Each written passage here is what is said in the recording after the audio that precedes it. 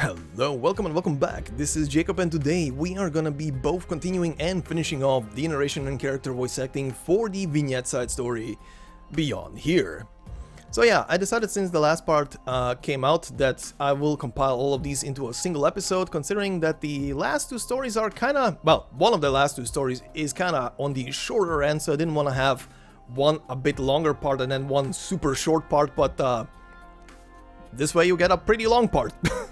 Instead. But anyway, before we begin, as always, for anybody who has missed part 1, the playlist is in the description of this video, but considering that this is a vignette side story which contains individual little stories, all of them are separate altogether, you can just watch this part first and then go back and watch part 1 and see the rest of the stories.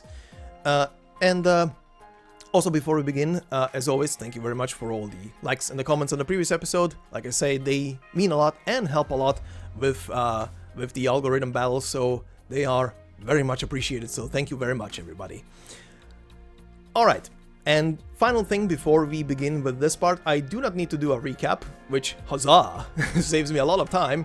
Considering that these are individual stories, I will, at the end of this part, talk a bit about each individual story like I always do, just thoughts and opinions, you know the spiel, if you've been with the channel for a while. And one final thing, before we head into our first one for today, is about the story's sword and scale. Like I said in part 1, I couldn't remember anymore because it's number 1 being so long. This, after all, came out on global back in 2021 in July, if I remember correctly, because I looked it up the other day.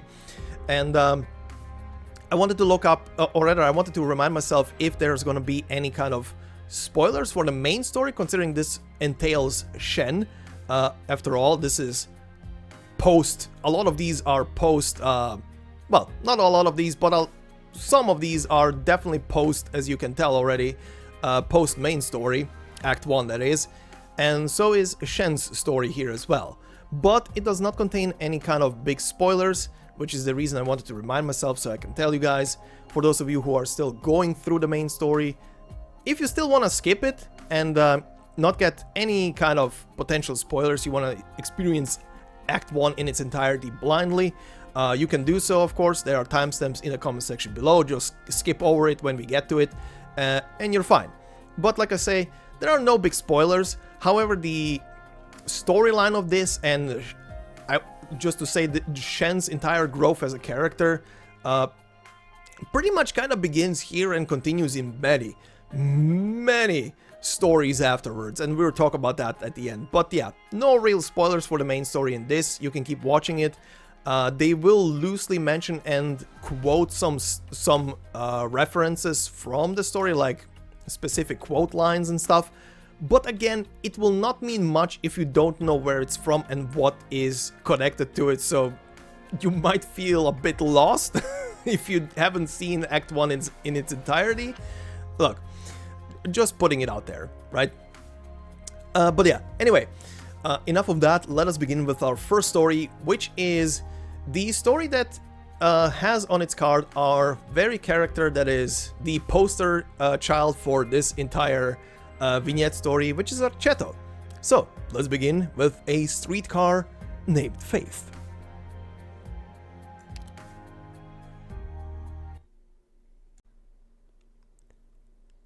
Our sister Hildegard, today we see you off. May the light extol your path forth, may piety and conviction be forever by your side. The bells of Landen monastery cross long through... What? The bells of Landen monastery cross long through the years, tolling centuries of... Wine? Why has wine been left here? Where did... My lord, don't tell me the old man snuck it in... Shh. To be brief, may Landen's centuries of glory be with you. Now, Hildegard, come here and help. Help us get the wine barrel open. We can't have a farewell without this, can we? Now, before the old man comes back. Cheers!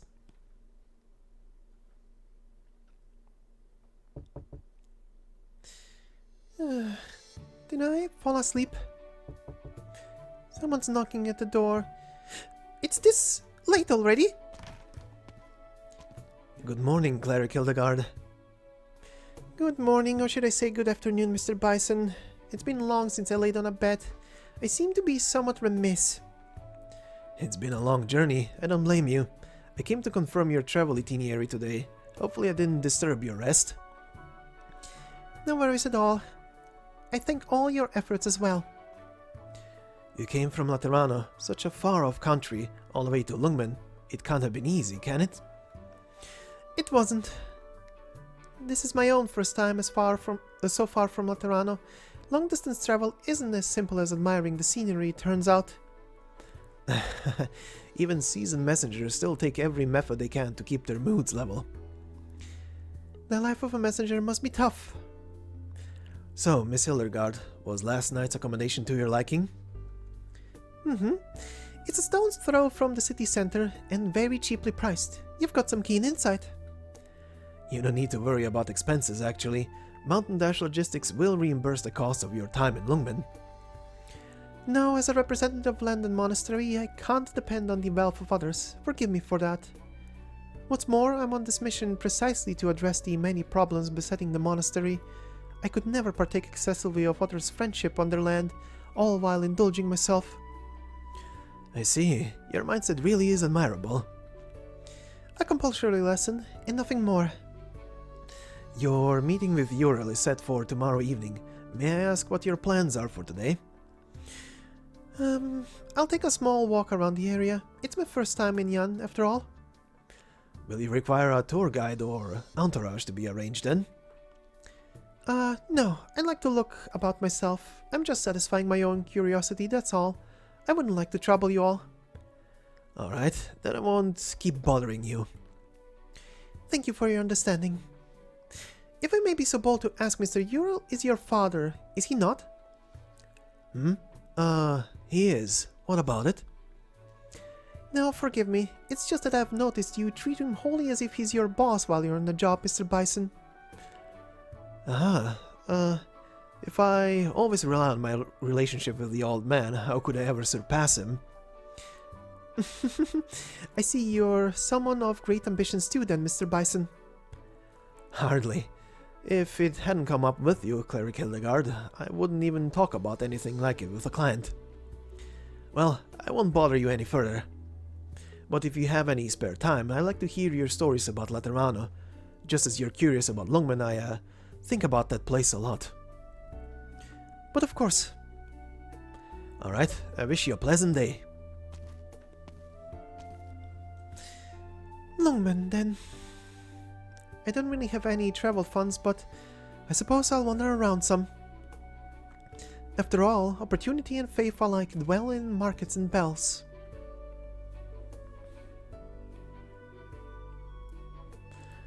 Your dad's too set in his ways. This is Lungman, come on! But it's a craft our old place passed down from generation to generation. Look at the age we're in now. How's manual labor going to make any money?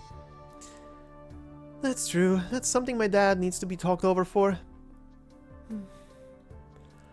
What number were we in the queue again? Number 21. It'll be us pretty soon now. Why is this desert shop so crowded? Number 31.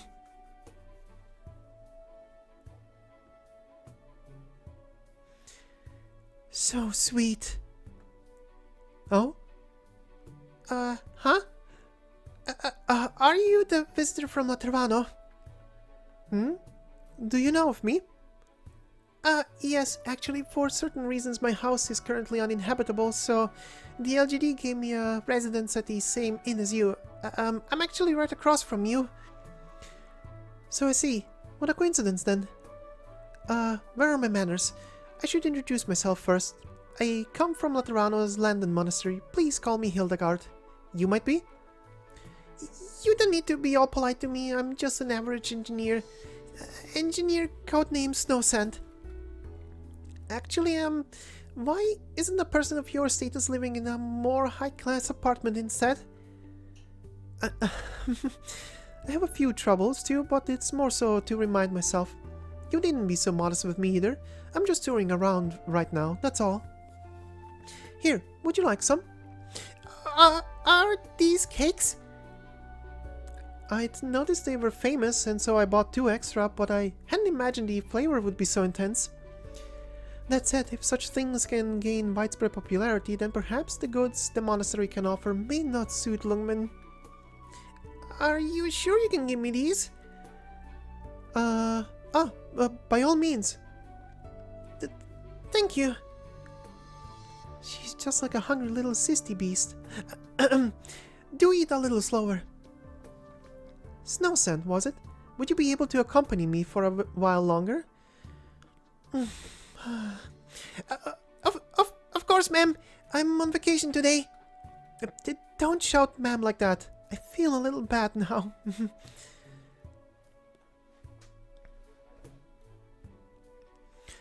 I hadn't noticed, but it's already evening now.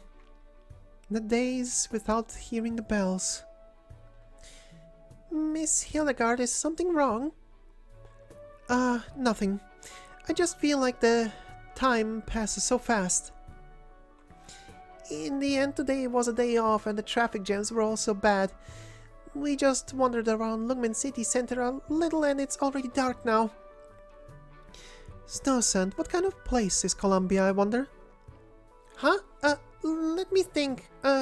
Everything's so bright all the time. It's really technological and, a little inhuman. Of course, I only stayed in the research institute. To be clear, I never went more than 2 kilometers from my workplace. Oh, that tiny little back and forth life. I feel queasy. Forget I mentioned it. Don't force yourself. Miss Hildegard? What kind of place is Landen Monastery? I've only heard about the Notorio Hall before. Bread. Bread? It's ancient, a convent situated amongst the wheat fields and hills. It was originally for the training of apostolic warriors. Its greatest difference from the Notorio Hall and the Apostolic Knights is that Landen Monastery accepts people from countries the world over. But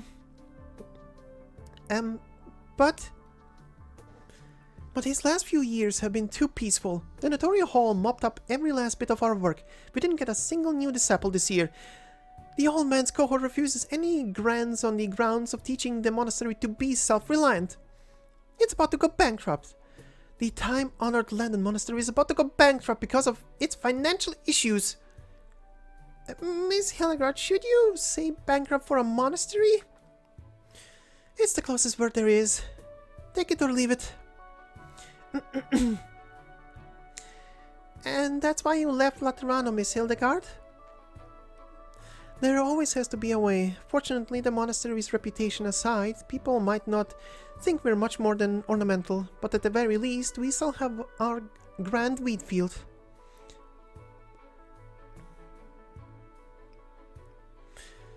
I've troubled you enough for today, Snowsand.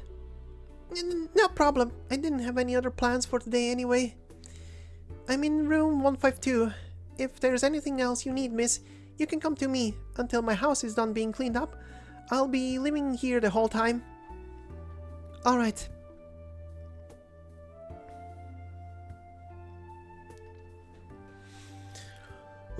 Cleric Hildegard, welcome.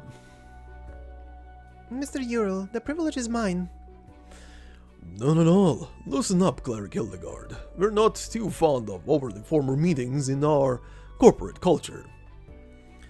Alright, then, So, regarding the business terms coming from Landen Monastery to Lungmen. You're impressive. You had everything planned and prepared well in advance. Today was actually just to tell me about it all, wasn't it? Nonsense. Truly perfect. With my current insight alone, I have no way to compare to you in terms of messenger-related work. It's my honor to get the seal of approval from a Lateran monastery cleric. Mr. Uriel, forgive me for being so bold, but I'd like to ask you a few more personal questions. Why choose Landen Monastery? If a company with the heft of Mountain Dash Logistics seeks to open messenger channels and refine its procedures... Nonsense. We're deeply honored to be able to cooperate with an establishment as long and storied as Landen Monastery.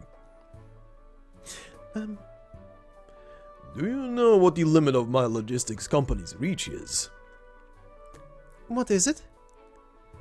As proud as I am of Mountain Dash Logistics, it's got no footprint beyond Dogman and the 5 cities of Yan around it. What about Ursus or Victoria? Lungmen is a crucial outwards-facing hub for Yan, so shouldn't foreign... Unlike what the average person on the street thinks, it's damn hard for a logistics company to operate anywhere outside its current country of registration. Even with fully lawful transit, most civil logistics business still gets passed on to local partner messenger orgs afterwards. Not a single country is so loose it let other nations' messengers run free range on its own soil. Of course, that's just over-the-table modes of work, but we don't need to probe into any sort of gray area right about now. Don't you mind it? I see. Then, It's exactly as you say. For the stable setup of all kinds of information and transport hub links, the costs are, yes, not at all proportional to the profits the monastery's goods bring in. Even the cost of setting up a single catastrophe messenger base stationed below your socks off. However, this place of business is a pathway connecting us to Lateran. I assume you understand what significance that holds. This is only one blueprint among the things I wish to do, and at the very end of this pathway, messengers will be able to overturn the barriers of culture and race. We can, with our own 2 hands, reach across this whole world. Of course, that's just over-the-table modes of work, but we don't need to probe into any sort of gray area right about now. Don't you mind it? I see. Then, It's exactly as you say. For the stable setup of all kinds of information and transport hub links, the costs are, yes, not at all proportional to the profit the monastery's goods bring in. Even the cost of setting up a single catastrophe messenger base stationed below your socks off. However, this piece of business is a pathway connecting us to Lateran. I assume you understand what significance that holds. This is only one blueprint among the things I wish to do, and at the very end of this pathway, messengers will be able to overturn the barriers of culture and race. We can, with our own 2 hands, reach across this whole world. I know for all sorts of reasons that in all probability this wouldn't come about. Race, culture, history, and from time to time catastrophes adding to the mix. Numerous factors roiling around our strip of world have ensured the countries can't pull together as one. Perhaps we must weather war, withstand catastrophe. Perhaps this plan fundamentally cannot have a smooth ride within this split up and strange world of ours. But that does not stand to forbid the existence of bridges. That being the case, we should try to part the great waves first. By certain means I've come to notice, the Apostle, the one and only, seems pretty open to this kind of thought exercise. Because of that, perhaps Lateran is our first step of a sort of testing this new direction. Cleric Hildegard? oh, sorry, I just never thought I'd be able to hear such things. Does your son know about this, magnificent plan of yours? Of course he doesn't. He still needs to polish himself. As I've said before, this project cannot be built in a day. I'm not the kind of person who rigs up bridges by his own hands. Maybe he is. Maybe, or maybe he isn't. But he's my son. And that's enough. Landen Monastery will assuredly find it a valuable experience, working in conjunction with your firm. The honor is all mine, Cleric Hildegard. To tell the truth, Mr. Uriel, my own way of thinking is very simplistic. I adore my convent, and I believe the exemplary culture of Landen Monastery deserves to continue on. And so I pray this will not spell its end. In comparison to your hopes, our motives may seem somewhat self-centered now. Absolutely not, Cleric Hildegard. It's no small thing, wholeheartedly taking in and cherishing the homeland you adore. And you don't need to worry if this'll bring the monastery much trouble. Landen Monastery stands only as Landen Monastery, nothing more. I didn't mean it like that. You have a lot on your mind, Mr. Uriel. Nonsense. I should say that to you, Cleric Hildegard. Back when I was your age, I sure couldn't keep my head cool like yours. It's gotten pretty late. We'll be getting a dinner party together for you tomorrow, Cleric Hildegard. Before that, you get some good shut-eye.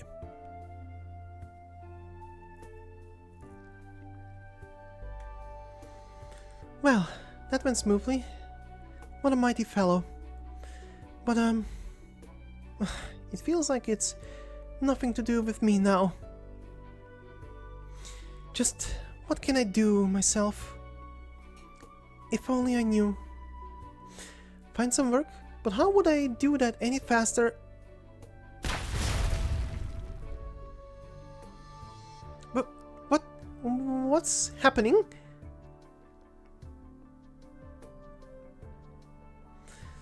Why does it turn out like this every time?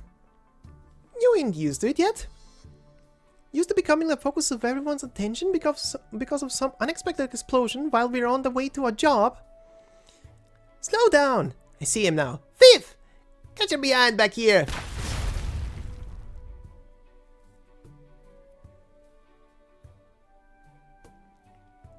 Oh, wow. Is this really how you catch a thief?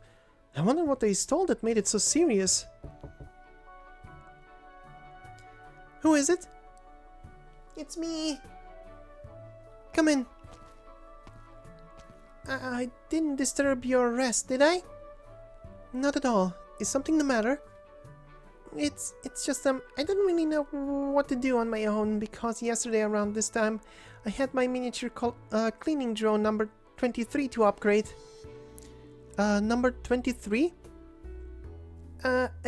Yes, that's right, since I wanted to try out an even simpler Reginium circuit, but in the end I set the curtains on fire and, I bought insurance, but now my card's balance is, alright, it's okay, you actually came at a good time. Do you recognize those people down there? Down? Speaking of, it was really loud just now. Texas, they went your way. On them.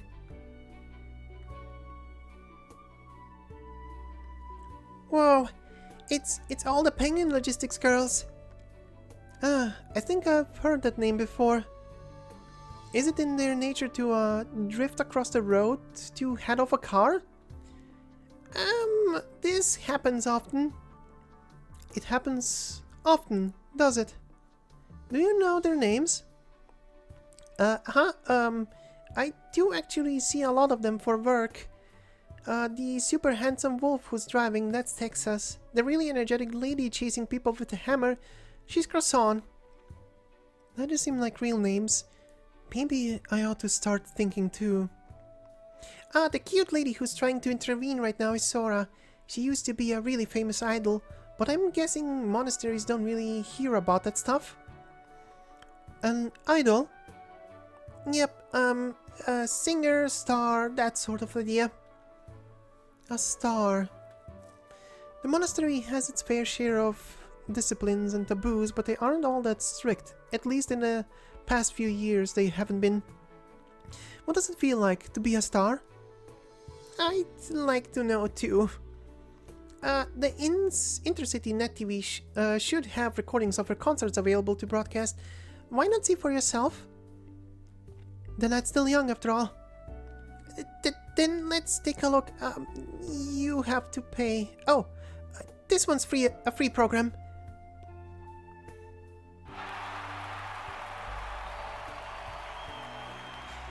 Truthfully, I thought about it before. Thought about the world outside, if it was nothing like I'd ever seen before.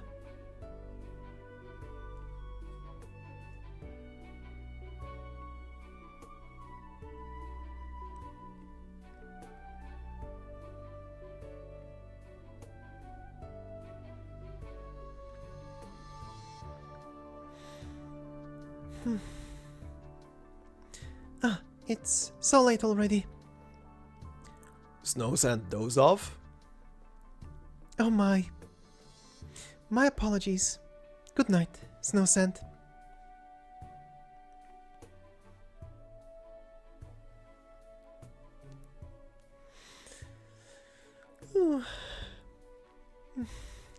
Watching it actually woke me up.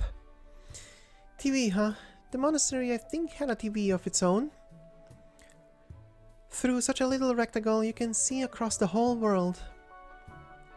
An idol. No. What in heaven's name am I thinking? A Casimir's night. That might not be too bad either. But those majors always make you feel like something's off. If I have the chance, I should go and see one. Lithanian's casters seem very well regarded. I remember Angelica going off to Lithanian after she'd finished with us. I think she was pursuing further study at a music conservatory? The stars in the sky are so clear tonight. The poets give the stars their words, the vagrants bear their million thoughts to the night, and me, I've already decided which star up there is gonna have my name. Evening, sister. And you are? Oh, I saw you coming out of a bar a minute ago. I was wrapping up a little accident, see? Isn't that Mountain Dash Logistics, Ural? Damaskar bought it and won't give it back. But you know what I'm saying. I'm still that place's one and only bartender. I'm its soul. Oh, hold up. What? A fake? You got duped? Then what are you waiting for? Give their boat some fireworks? Yeah, that's what I said. What? Of course you're gonna take me. What, you gonna leave me out? No matter what this is, it has to be legal, right? What did Ural tell you? Why would I...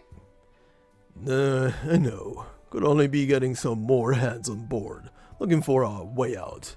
Peace be to him. It's a hell of a world, shorty. Why are you just... But the way I see it now, you gotta think a little bigger. Don't you worry, you're pretty easy on the eyes. My eyes. Even Paul Landen, handsome ass. I like it when he puts down his gun and picks up a pen. Fun, boss. Wait. Waiting's a sucker's game. We got fools to huck in the rimmer. Paul Landen, the founder of the monastery? What in the world was that strange little person trying a... What a brave new world.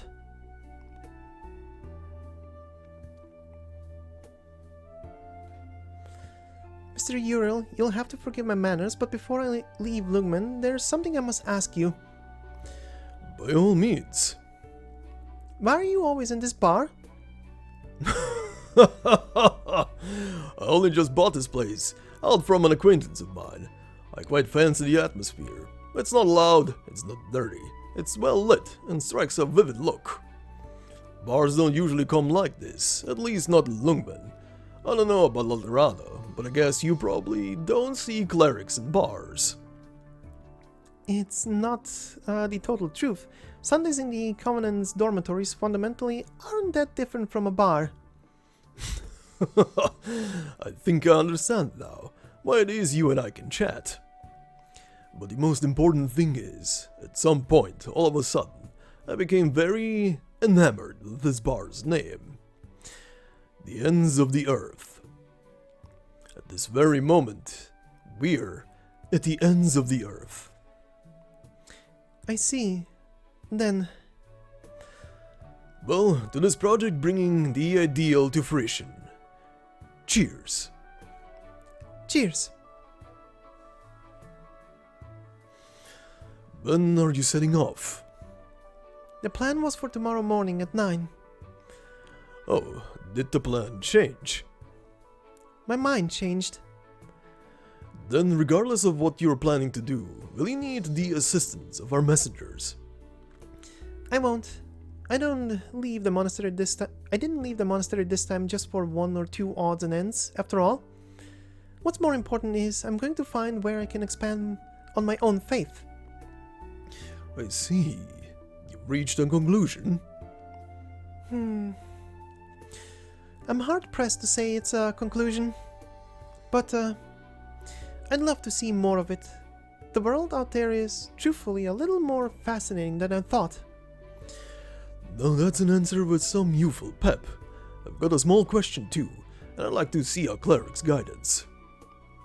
You flatter me. Please, ask away. Do you think their project, even in the future, will truly be given others recognition? Do you think the other voices of Laterano might stand on the other side to us? The value of things shouldn't be decided prior to their coming. At the very least, we can choose to have some respect for all things and all creatures. Is that a principle of the monastery too? Just Laterano nature. For that matter, Mr. Uriel, did you just want to test the present attitude of Landen Monastery? Nonsense. I'm just curious what kind of heart my current collaborators bring to their work.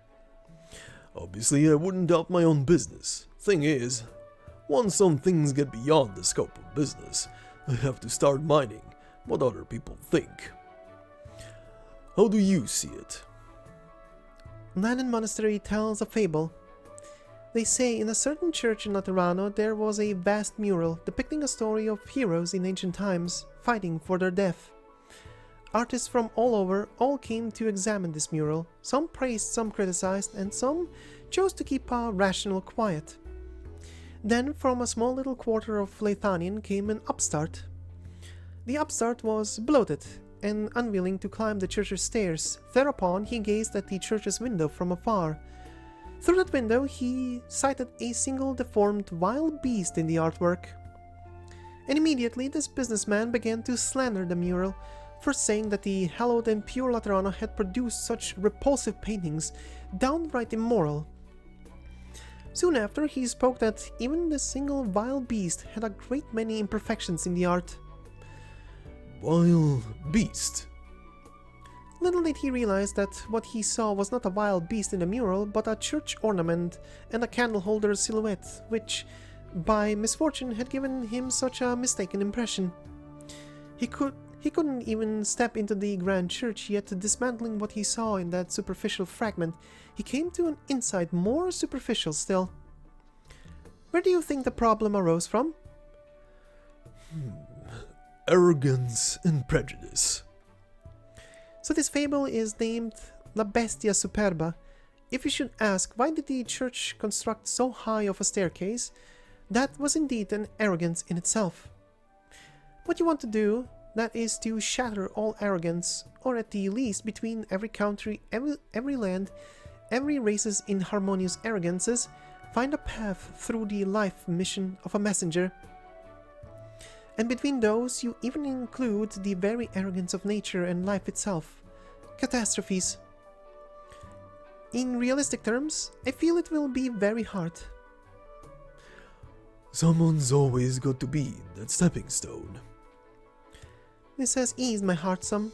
When we're meant to talk money, we should talk it. But here with you, Mr. Uriel, we're certainly talking of more than just money. We're talking of quite a fair project. I feel a deep admiration for your ability to run things. If that's how you think, then I'm completely and utterly relieved. If you have the chance, why not take that son of mine on a trip to Laterano? But of course. After all, ever since he came into contact with Mostima, I can see in his eyes his idea of a messenger has grown a lot less narrow. Not bad. What's that look for?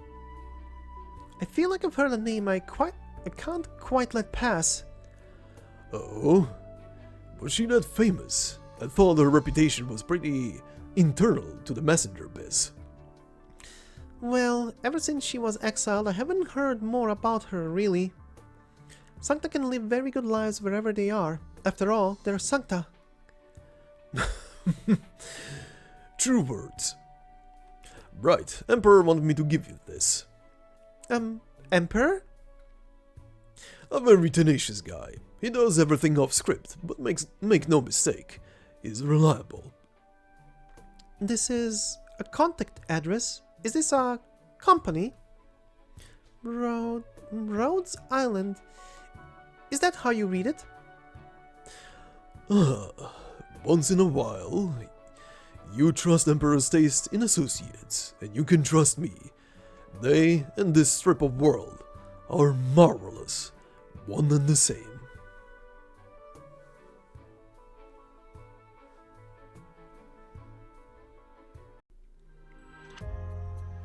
And there we have it. And now we shall proceed into our second story for the day, which is Blind Journey.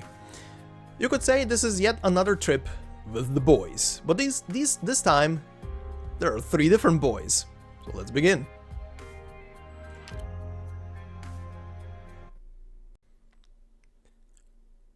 "2:42 p.m. Cloudy.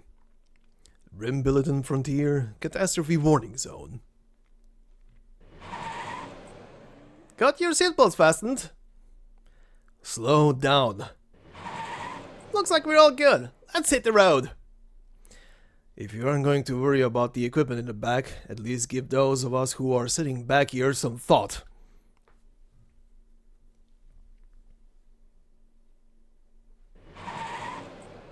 Yeah, this engine sound is banging. I love these emergency missions. They always let us have the best stuff. Right, and if you break it, it'll cost you an entire year's salary to pay it back. Also, watch how much power you're using. The hurricane's estimated to form in as soon as 20 hours from now. If we don't hurry up and get out of the place before the catastrophe's here, we're gonna get buried in a whole bed of sand and active originium. Besides, we've got 2 extra tanks, and we have 2 casters here. No need to worry about energy consumption. Am I right, little caster sitting in the back? Yeah. I kind of wish I had a driver's license though. If I could drive myself there in a dune buggy, I could have gotten there much faster, and I wouldn't have to bother you two. Sorry, but that's not how it works. Huh? Why's that? Oh, right, this is your first time on one of these rescue missions, right? There's so many ways that these field ops away from the medic cities can go wrong. There's no way they'll ever let you go to these missions on your own. It's always a good idea to have a few helping hands. You know what they say. All deployments to catastrophe warning zones must always be accompanied by a catastrophe messenger to address any unexpected situation. Besides, we're here because of a distress signal. It's encrypted the way the towns in the Rim Billiton outskirts do it too. Feels kinda complicated, you know? Is it because the signal is from your countrymen? Not really. Well, maybe a little bit. Rim Billiton is... I wonder how I should tell you. Don't think too much about it. There's a ditch up ahead. Whoa! Watch out! Don't bite your tongue. Sorry, we ain't got much time. Giving you guys the best experience isn't really my top priority right now. Perhaps you should have turned down this mission then. Sorry, it's all because I insisted. Well, this is not your fault. We have a certain catastrophe messenger who jumped up from his seat and claimed everything would be fine with him as a chaperone to blame. Even if I didn't come, someone else would have still have tagged along. Ditch up ahead! Watch out!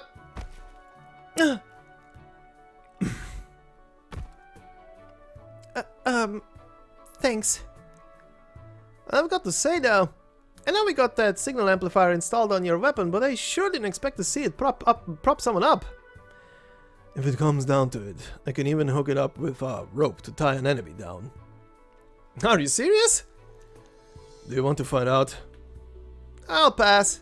That thing's gonna give me an electric shock and send every strand of my hair pointing up towards the sky. Maybe I should look into how to shell adamims with it. Really market the thing you like, you know? Let's get back on topic. Grey, mind taking a look at the gauge on the box next to you? Yep. It's still in the green range. It's getting really close to the yellow range. Though, and it reads, there are a lot of values here. Which one should I be looking at? Oh, you don't need to look at those. barged into this place already anyway. It doesn't look like there are any catastrophe storm clouds forming, and the road up ahead looks okay. So as long as... All right there. Let's not jinx ourselves, especially not on the kind of mission we're on. Oh, come on. You're sitting right behind a catastrophe messenger and you're worried about jinxes? The catastrophe messengers are basically walking jinxes. What makes you say that?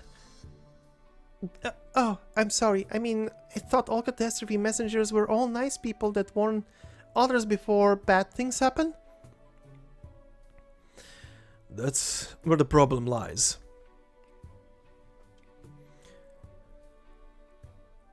Cities and towns can't afford to take a direct hit from catastrophes, so they have to pack up and leave as soon as they receive the messenger's warnings. The people who live in the nomadic towns need to put the brakes on much of their entertainment, if not their normal lives and their work as well. They need to start working overtime to plan out an evacuation route, reroute their power from their entertainment and public facilities, and figure out how to tear apart and reconnect all their city blocks. Their daily lives become disrupted, all because of the news these ominous catastrophe messengers bring. If they actually observe a catastrophe afterwards, the whole town will celebrate how they managed to dodge a bullet. They'll be so preoccupied with their celebrations that they end up forgetting who it was that risked getting infected with the ripathy just to monitor the abnormalities out in the field to save their lives. And that's just your best case scenario. Now, suppose the town evacuated successfully, and after weeks, maybe even months have gone by, they still haven't heard anything about the catastrophe happening. As time goes on, everyone in town will start to hold the messenger responsible for disrupting their daily lives. And that will go on until the catastrophe messenger finally predicts a catastrophe correctly years later, or perhaps until the messenger is finally tired of all of the contempt he faces and leaves for another town, or sign up for dangerous missions like the contingency contracts. Heirs, things aren't always that bad. All the towns in Rimbilliton treat messengers pretty well. In some places, you don't even have to worry about losing your job just because you have a ripathy. At most, you just don't get to live that comfortable of a life. Well, has anyone ever shaken hands with you all those times you, out of the goodness of your heart, left the ship to warn the towns in the catastrophe warning zones to evacuate? Oh, that's not quite right. Why would anyone shake hands with others for no reason? Just be glad you're in Rimbilliton. You don't have any crystals on your body, and the people there trust the mining team's messengers. Elsewhere, you'll be lucky if no one throws rocks at you. Maybe we shouldn't talk about something else. Maybe we should talk about something else, you know? Oh, it's okay. I think all this information will come in handy. Please, tell me more. You really should have thought about going to some young city to become a driver, Leon. So that you could be a driver's bodyguard? Actually, what kind of drivers get to hire bodyguards? Armored truck drivers, perhaps? But I don't think armored trucks have back seats for passengers too. What's the word for that? Chew the fat? Oh, you know that saying, huh? Yeah, at the really big nomadic cities, there are a lot of people who drive cars around for a living. Some of the young drivers are really talkative too, right? I learned about this from the teachers at Rhode Island. They like to tell us interesting facts sometimes to liven the classroom up. But they don't really like to go into the lives of the infected during class. I guess that's because a lot of us in class are infected, and maybe just like my parents, the teachers don't want to bring this up to the classmates who aren't prepared to face harsh truths like these. Well, they probably don't want to rub their noses in it in front of everyone. I think there's more to it than that. You simply can't claim to understand the infected's predicament just because you learn about it in class, and the teachers know that. The children who come from families rich enough to have them treated in medical facilities probably don't even know what exactly infected are before they become one themselves. At most, they probably just know them as the bad kids from the quarantine zone that their parents told them not to play with. In the more affluent cities, there are even critics who complain about the tragedies infected characters face in dramas and plays, writing them off as the exaggerations of the playwright. The patrons who frequented theaters always cry rivers when they see the noble and rich die for the non-infected poor, but they laugh at cliches like the infected getting swindled out of their savings for some miracle drug they ultimately overdose on. To the rich, the infected might as well be hooligans who supposedly live in disgusting places. The hardships the infected face are like some exotic legends and fairy tales. They might even think the infected only have themselves to blame for getting infected. And who can blame them? We all know only what we know. Anything we don't know might as well not exist in the whole world. Just like how many people question why the Lateran guns shoot actual ruginium instead of arts energy beams, without even knowing guns that shoot the latter are just imitations. There are people who don't know? This just shows how people in the know can't possibly understand those who don't know. I mean, you've met all those carefree Lateranos and seen their guns. Any caster should figure out right away the imitation arts units just take after the original shapes. They save their casters the trouble of having to aim and focus their arts in exchange for a reduced output. The Laterano guns are probably the exact opposite though. They want precision and control and not a high energy output. At the very least, that's my guess. You used your arts to analyze the structure, didn't you? Hey, stop ratting me out! I think I can understand. We casters are always curious about each other's arts. Stop! Let's talk about something else. I don't want anyone getting curious about a certain someone's electrical arts just because of this.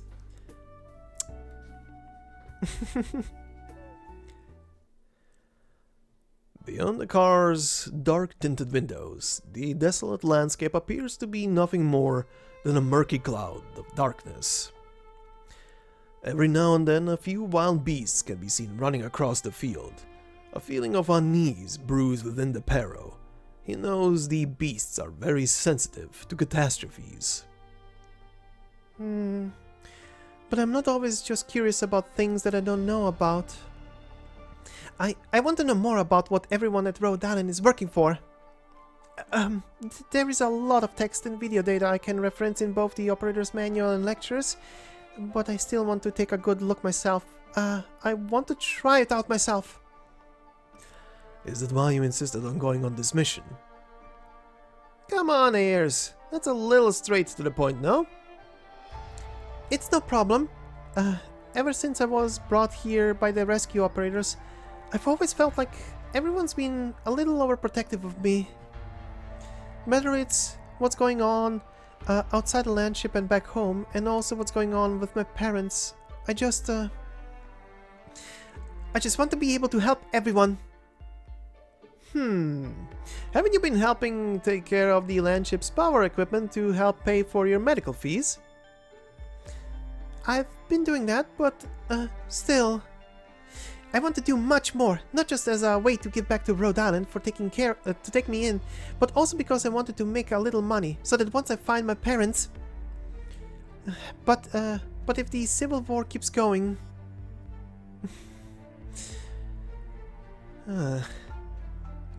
Hey, say something, will ya? I'm not good at talking my way out of this stuff, getting folks to look at the bright side and whatnot. You just need to do what you think is right.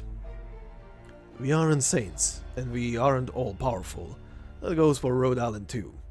You've done everything they need you to do, and so they're giving you medical treatment. Doctors who take care of the ill and wounded are of course noble, but they don't have the means to save their patients without supplies. Neither the paychecks they live on nor the equipment they rely on for procedure comes free. Their integrity comes from how they're willing to pour their hearts into a line of work that brings happiness to others and making it their life's work. I'm sure that goes for you as well. I don't think it really matters what you've done and how great or insignificant the results turn out to be.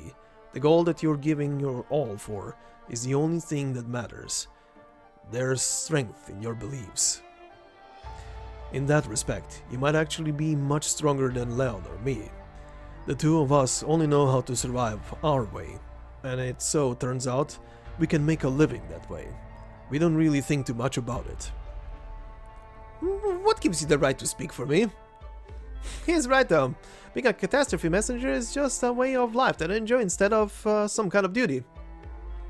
Ayers and I got to experience all sorts of things in life thanks to this lifestyle of ours. That's really expanded our horizons, and it adds that little bit of fun in our boring lives. Helps us always stay cheery and gives us things to talk about. Oh, and here I thought the catastrophe messengers choose to take on the catastrophes because they want to do something for others, because of their sense of duty. Take on the catastrophes? Forget it. I'm a little different from those catastrophe messengers who are fine with causing even worse disasters just to prevent the destruction that the catastrophes bring, and to soothe the fears of those regular folks. Huh? There are messengers that extreme? No, those are the ones who are really taking on the catastrophes like you said. Messengers like me who just gather and deliver news are just small fry. I said this earlier, the catastrophe messengers play an important role, but they take on a really big risk. Most people with this kind of knowledge and know-how choose to work at some kind of lab or organization instead. Those of us who are ballsy enough to be doing this have either found a sugar daddy with deep pockets, have no other way out of the hole they're in like me, or are so firm in their beliefs that they're actually trying to take on the catastrophes. And out of those nutjobs, some of them are probably actually trying to give their lives for mankind, while others have a grudge against the catastrophes themselves. All feel some sort of emotion in them that fuels their urge to take on the catastrophes. In a nutshell, there are a bunch of guys who are more than ready to sacrifice their lives and the lives of those around them to save even more lives. Some of them might even give up on that whole saving people idea just to get rid of any traces of the catastrophes having ever happened. My guess is that's probably not the kind of doing something for others ideal you have in mind, right? But I heard Rhode Island has taken on missions like that too. You brought it up just now too. Something like contingency contracts? That's true, but those contracts are at most stuff like fight some broke mercenaries that are trying to blackmail these small nomadic cities in the catastrophe warning zones. After all, Rhode Island doesn't take on the kind of missions where we have to give up on saving lives just to fight the catastrophes. Of course, it shouldn't claim to be any more noble than the rest of us and interfere with the choices we've made for ourselves either, even if it's their own employees we're talking about. The catastrophe messengers' enemies are the catastrophes themselves, not death. That's the nature of the job. That said, I should still be allowed to go about my responsibilities the way I want, and of course you are allowed to fulfill your responsibilities as an operator however you want to. To put what he said another way, you should always look out for the opportunity to do what it is that you actually want to do, whether it is you are standing at the moment. To Rhode Island, some missions are probably more important than others. To other people, some accomplishments are probably greater than others. But to ourselves, there really isn't anything more sublime than being able to work the way you want to. I never thought of it like that. Am I being too impatient? You're just using responsibilities as a way to force yourself to do something. It's not just you. Many of those who survived the catastrophes do the same thing. And this is nothing new to catastrophe messengers. That's not a bad thing in itself, but to take on even more responsibilities blindly doesn't really mean you yourself or anyone else will receive a greater redemption. There are those who are fighting to give you a better life. Don't let them down just to fulfill your own goals. That makes me feel kind of bad for the doctors at medical. You don't even read as much as I do. How come you always have some bullshit argument ready to deal out? Perhaps you shouldn't spend all your time reading those pointless, impractical Columbian invention magazines then. Also, if my arguments were bullshit, I wonder what that makes yours. Huh. I speak from experience, not out of my ass. So where are we? Something about work? No, that I think about it, Ayers, you always say you aren't picky about work, but I haven't ever seen you take on bodyguard work for those stupid conceited upstarts at Rimbillington. Hard to say I won't ever do it. Let me know the next time you take out a loan from one of them to get another dune buggy. I'll think about it then. Oh, for real? You're gonna be such a lifesaver going as far as... I'm telling you to save up before even thinking about buying all the junk. And don't ever owe anyone money. Alright, alright. I forgot to say though, you've really got balls, Grey. This is your first mission outside, and it's a rescue mission at a catastrophe warning zone. That's just because our mission is to help out a nomadic city that's stranded because of its electrical problems. Most of the missions we get are combat related, and I try to stay away from those because I'm afraid of holding everyone else back. I may have passed the operator examination, but I don't have any combat experience at all. I'm sure the real enemies out there are nothing like the practice targets we used during training. Oh, but I guess I shouldn't worry about that as much as I used to anymore. Whether it's a combat mission or desk work, they're all a chance for me to accomplish the things I want to do. I'll keep maintaining the electrical equipment, but I'll also train really hard. I'll make sure I'm not holding anyone back. You say that, but isn't helping out with the landship's power supply a whole lot of work to begin with? From doctors and patients to the combat operators, everybody there needs electricity. And I heard there was this one time you passed out while taking care of paperwork for the doctor? The doctor was so freaked and called for the medics right away and took you to medical. I heard you really got an earful that time. Oh, it's a little embarrassing. I promised the doctor I'd help me with the electricity usage reports from the new operators that needed approval, but a set of transformers had gone out the night before. Shouldn't that be the electrician's job? Oh, yes, they took care of the transformer repair work.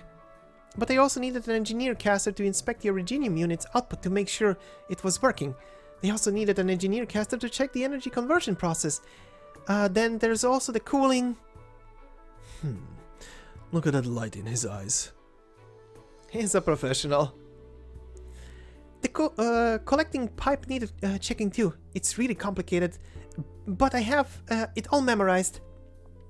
This makes me wonder if the power system closure designated actually works all that well, or if those energy hogs are working the equipment that hard. We even have a kid here who's into getting worked hard by electricity. You know, this car is equipped with a data logger designed by our highly intelligent Miss Closure. It has a voice recorder too. Huh? Closure, ignore everything I just said, okay? Please don't do anything funny to my equipment or my arts unit. Just messing with you. Since when has your sense of humor been this lame? It's drier than an Iberian sea breeze. And when have we ever been to the Iberian seaside? I did in a dream once. I couldn't use my arts, and my throat was so hoarse because of the breeze there. You picked up some sort of funny sword technique. It's like you attack and parry by tracing circles or whatnot. Sounds like the most impractical thing ever. Yeah, you said that in the dream too. You said following what a book says doesn't make it a combat technique, and that it's not a technique until you can wield it so skillfully that you can bend it to the needs of battle. Who did he fight? Some guy that was always jabbering. He wore a robe, I think. It was a dream. I don't remember that much about it. Oh, we're here now. Let's get going.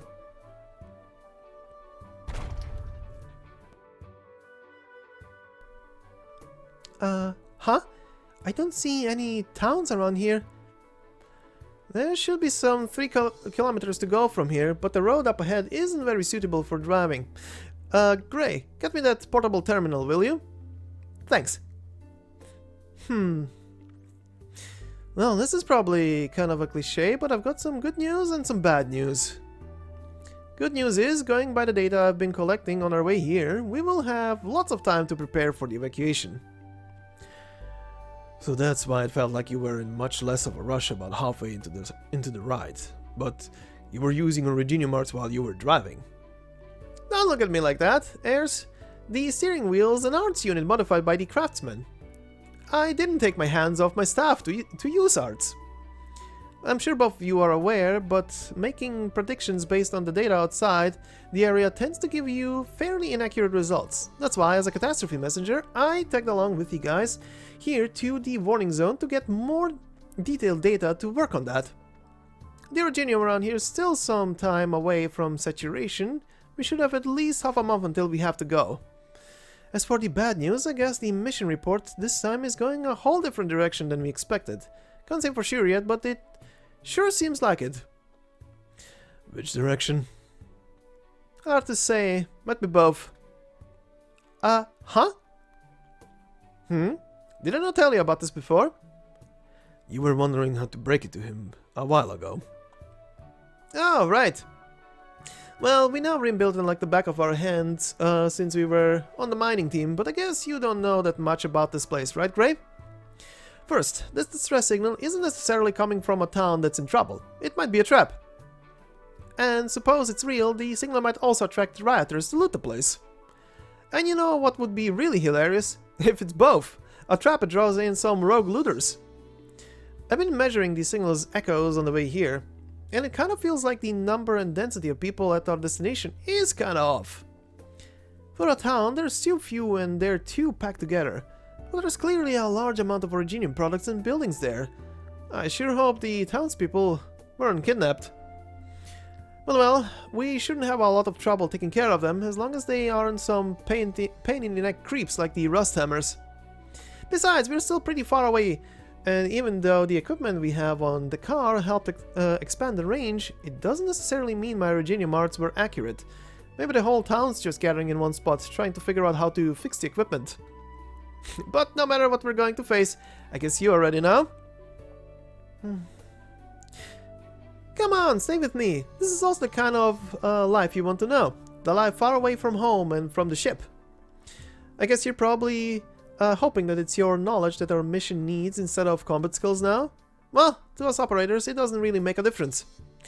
There are bad guys everywhere, and they aren't much better than those bad guys back in your hometown when you left.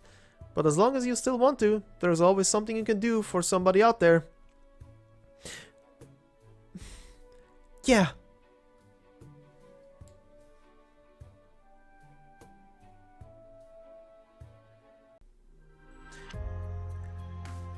And we shall now proceed into our next story, which is Sword and Scale. And like I said at the beginning of this video, if you want to skip it and not potentially spoil yourself in any kind of regard to the main story, you can do so. Just hit the timestamp below for the next little vignette portion here, which is for a better self. But if you want to continue, obviously continue. But anyway, let's begin with Sword and Scale.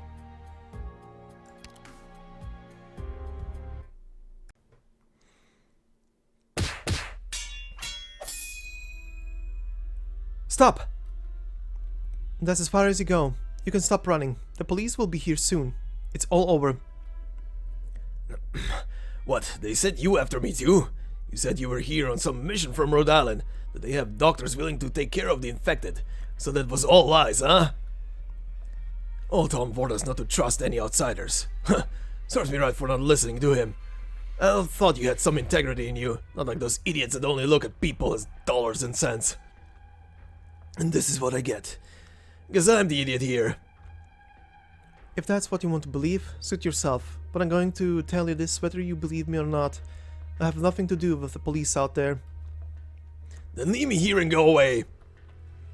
Sorry, I'm afraid I can't do that. You threw a fit on your way to the police station, injured 2 guards and skipped town all in one night. With that rap sheet, I can't just let you go. You have 3 squads looking for you. I just happened to find you before they did. The moment you step outside, they'll cuff you. Out of all the cops on the hunt for you, I'm the only one who knows you're innocent. Of course I am. Those assholes want my head because I talked to that foreigner dude that died on the street. Just a conversation and they're saying I killed him. It's bullshit. Evidence of arts use found on the crime scene, believed to be perpetrated by infected. My ass, if I could do that, they would all be dead. I can't do nothing. I can't even make fire. I can tell. You don't have what it takes to kill an armed mercenary in broad daylight. That's why I'm standing here, talking to you. You said you didn't kill anyone, and I believe you, but you attacked the police, injured others, and resisted arrest and ran away. You can't run away from these crimes. Stop resisting. It won't do you any good. Colombia is much better than a lot of the places I've seen. I've been to court here. You have juries, and the public is allowed to watch. You have a chance to defend yourself, and you can tell everyone what you've been through. It may not be much, but the infected at least have justice here. Amia, I heard Colombia is a place with a sound, well-rounded legal system. There are judges and prisons for the infected. I want to visit, see it with my own eyes. Of course, Madam Shen. You're free to go wherever you want. Actually, I would really like to see you visit all kinds of places. Oh, I guess I shouldn't call you Madam anymore. Miss Shen? No need to be so respectful. Okay then. Shen? No, I don't think I can. I feel awkward calling you that. I digress. I don't know much about Colombia, and I'm sure you know more about its legal and crime system than I do, so I won't go too much into that. But there is one thing that I'm sure of. You'll find people antagonizing and looking down on others wherever you are, and no matter the circumstances. It can happen between the infected and the healthy. It can also happen between the rich and the poor. Sometimes it even happens just because someone drew an arbitrary boundary. There will always be people trying to drive a wedge between themselves and others, to set themselves apart, to raise themselves up. Please, don't try to deny it just yet, Miss Shen. I heard that there are a lot of infected in Colombia. They're allowed to make a living as explorers, and some of them even got citizenship. I think there's hope in a life like that. It's just, Miss Shen, whether a place is good or bad is something we have to see and determine ourselves. Ursus is a downright cruel place, but there are a lot of places that have only whitewashed their cruelty. I haven't forgotten what you said today at the control tower, Miss Shen. To treat everyone as equals and to judge everyone fairly. That's a beautiful thing, but I'm afraid it won't be easy. No one has ever walked that path, so not only is there no one to point us in the right direction, we only have ourselves to count on as we slowly forge that path for ourselves. I'm a little worried, Miss Shen. I'm afraid you'll be disappointed. What dog shit justice is that? In your dreams, maybe?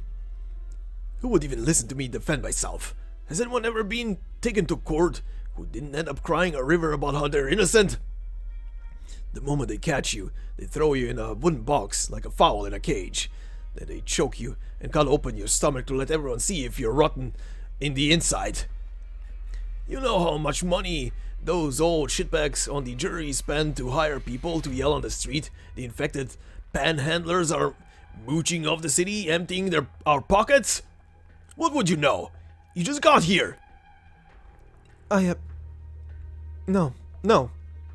Perhaps I don't know this place that well yet, but I understand the mechanisms of state violence. I left my country because I was disappointed in all that. I know what exactly had gone numb or even gone rotten there. But I understand that if this power can't keep society stable, if everyone can challenge the order protected by state violence, then what will happen thereon will be far more horrifying. That's why I can't let you run away like this. At least not while the whole city knows a criminal is on the run, having attacked the police. You aren't going to let me go, and I sure as hell can't beat you in a fight. Fine, guess luck's not on my side. I'm not going to feel sorry about this. I would do the same thing even if someone else were standing where you stand right now. I'm not joking. But if you are really telling the truth and you're wrongly accused, I'll do something about that. I just hope things don't really go there. This is how it is. You're an infected and you don't have any money. That's all you can do. All the infected who come here are either rotting away in a tin box or risking their lives in the wilderness. Everyone who can still walk is out there. Little Pierre, Tom, and Dumb Mars. One by one, they were all carted away, and none of them ever came back. You remember old Tom? The guy who was always talking behind your back?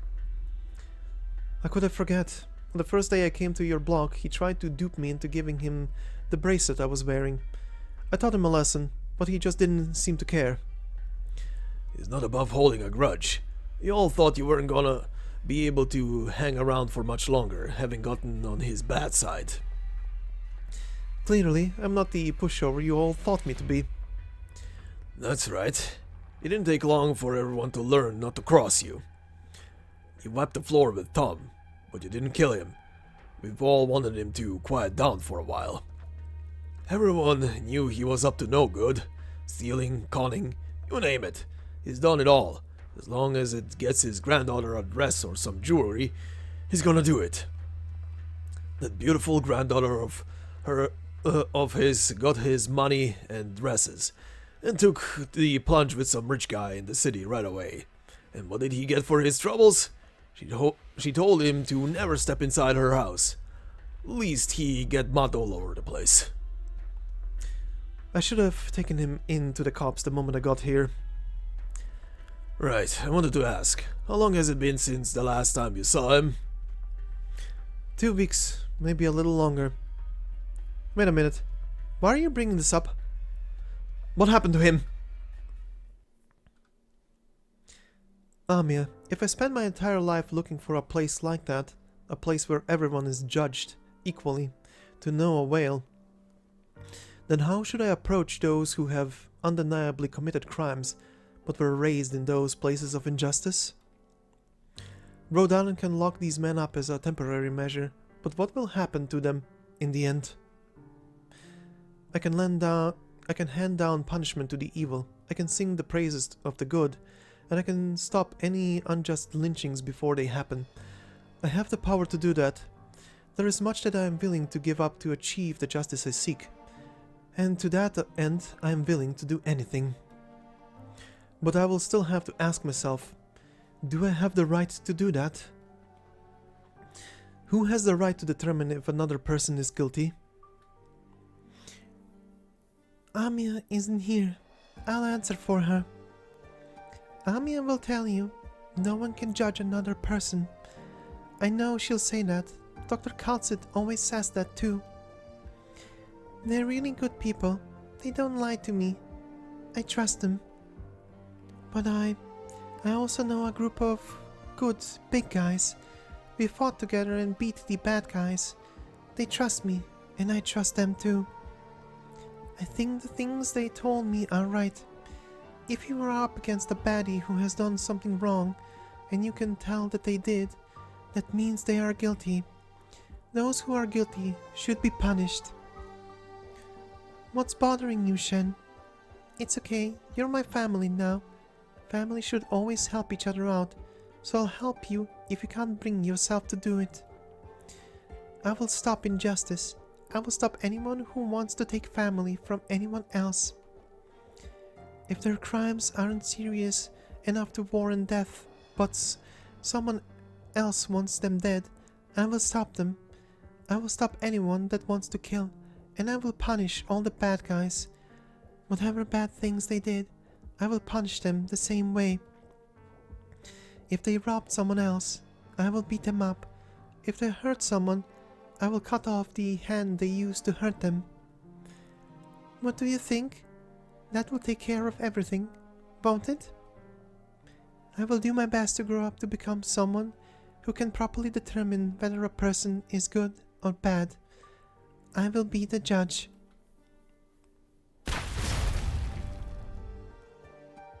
What did you say? Tell me what you just said, one more time. Like I said, he's dead.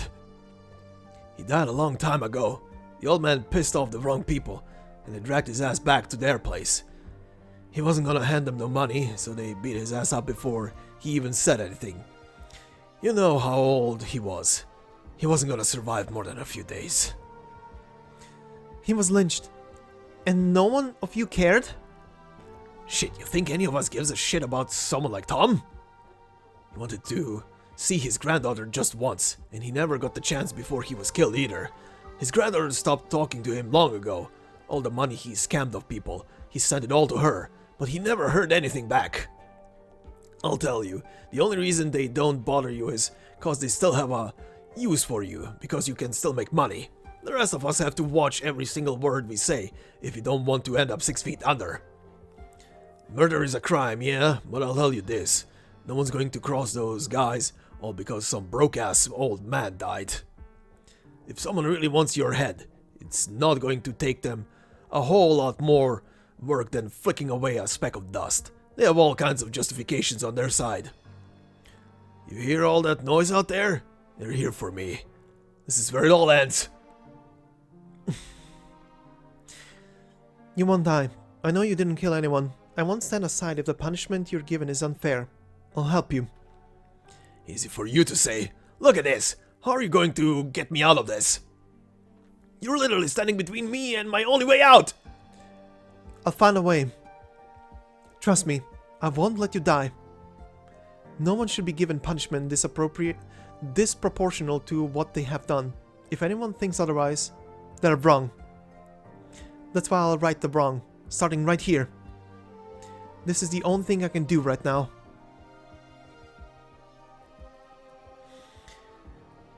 I've always wondered how I should go about this.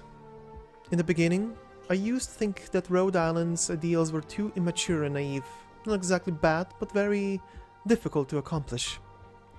But looking back, I've come to realize that I am not actually all that different compared to you people.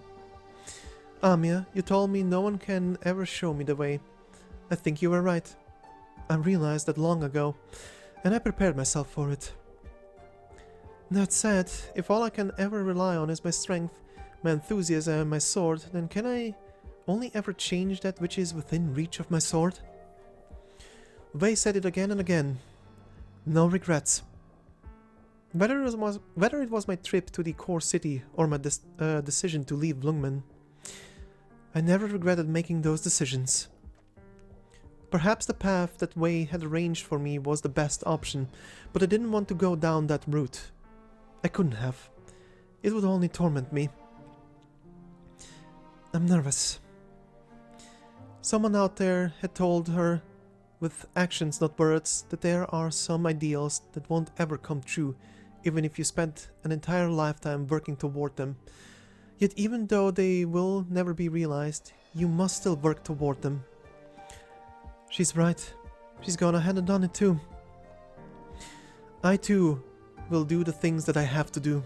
I said this before. This isn't an ideal. It's just my job. It's something that I have a responsibility to see through. Ever since that incident, I've always wondered just what it is I'm supposed to do.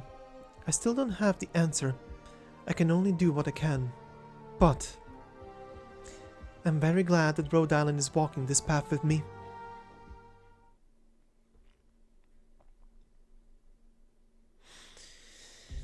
Okay, all done. You guys always finish your missions so quickly. It hasn't even been a week this time, but you're all done already. There's a deadline on the contract, just trying to get it over with as soon as possible. That's amazing. Here's your mission lists, one for each person. Thanks. And right, we've got a new hire on our team. Here's his application form. Think you can issue the credentials for him? New blood on the team? It was a sudden decision, so I wasn't able to let you know ahead of time. Sorry, this is my fault. Oh, it's no problem. Give me a minute. I need to get a new form. Oh, could you pass on some news to Amiya for me? What is it? The prophylactics, The prophylactics you guys promoted last time got some really good feedback. If you can manage to keep the price low, I think it'll find a decent footing in the market. If you guys can do that, I'm sure we'll send sales through the roof. That does sound like good news. I'm sure Ramia will be happy to hear that. If the sales volume gets any bigger though, we'll need to deliver the medicine here straight from Rhode Island. I'll let Amia know right away. That sounds wonderful. I haven't seen Amia in so long. Are you two acquainted? We know each other pretty well. I studied medicine and I used to intern on the ship. I really missed home though, so I talked to Dr. Kalset about it and I came back here. It's not bad. Once I make a little more money, I have saved up enough to start a clinic with my friends. Good luck to you. Thanks. Don't forget, if any operators get hurt during their missions, just come to me for help. I'll patch them right up. Alright, I guess I'll head home. Sure, I'll walk you back. Oh, don't worry yourself about me. I'll be alright. You be careful on the road, Miss Shen. There was that murder that happened the other day. That was super creepy, wasn't it? By the way, I'm not sure if you've heard, but there's actually a pretty interesting follow-up to the whole thing. Oh? Everyone's talking about it. I heard they caught someone from the infected zone at first, but somehow the actual killer turned himself in to the cops not even 2 days after that, so they ended up letting the first guy go. I don't buy it though. That's definitely not the entire story. Why is that? Well, this stays right here, Miss Shen. Don't let anyone else know. Alright, I'll keep it a secret. I have a relative who works at a police station, so this is insider information. I heard the actual killer didn't turn himself in. A mysterious person had caught him and left him in front of the station with evidence. Can you imagine that? Something like that happening in this day and age? That does sound really bizarre. Right? I even heard the tablets are going to give this man of mystery a name. The Bad Samaritan, the Punisher outside the system, the hero of poetic justice. There's so many of them and they all sound so cool. Cool? I'm not sure I agree. Oh? If the local police didn't catch the wrong guy, they wouldn't have needed someone else to come out and do their job. I'd rather society have no place for these vigilantes. I guess you're right. I've got everything packed up. Let's get going. Roger that. Is that all you're bringing with you? You may not be able to bring everything, but you can still take a few souvenirs. I'm good. I don't have much to commemorate here. It's better if I start all over. Alright. Let's go then. Amia, I know there will be lots of difficulties on the way there, and I am bound to be disappointed in all sorts of things. But I also know that I won't stop. I will keep charging down my path.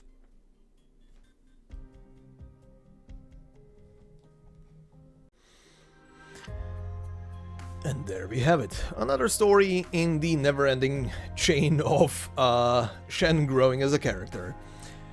But anyway, let us now proceed into our final one, which is For a Better Self, which, as you can already see, does not contain any character on the cover here, just a old film roll, but this is a special one, and it is pretty much here to foreshadow certain things that will come after this vignette got released originally.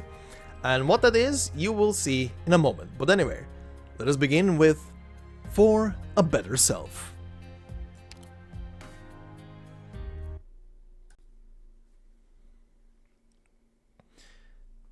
Thank you very much for helping me out with gathering herbs, Miss Utage and Miss Beanstalk.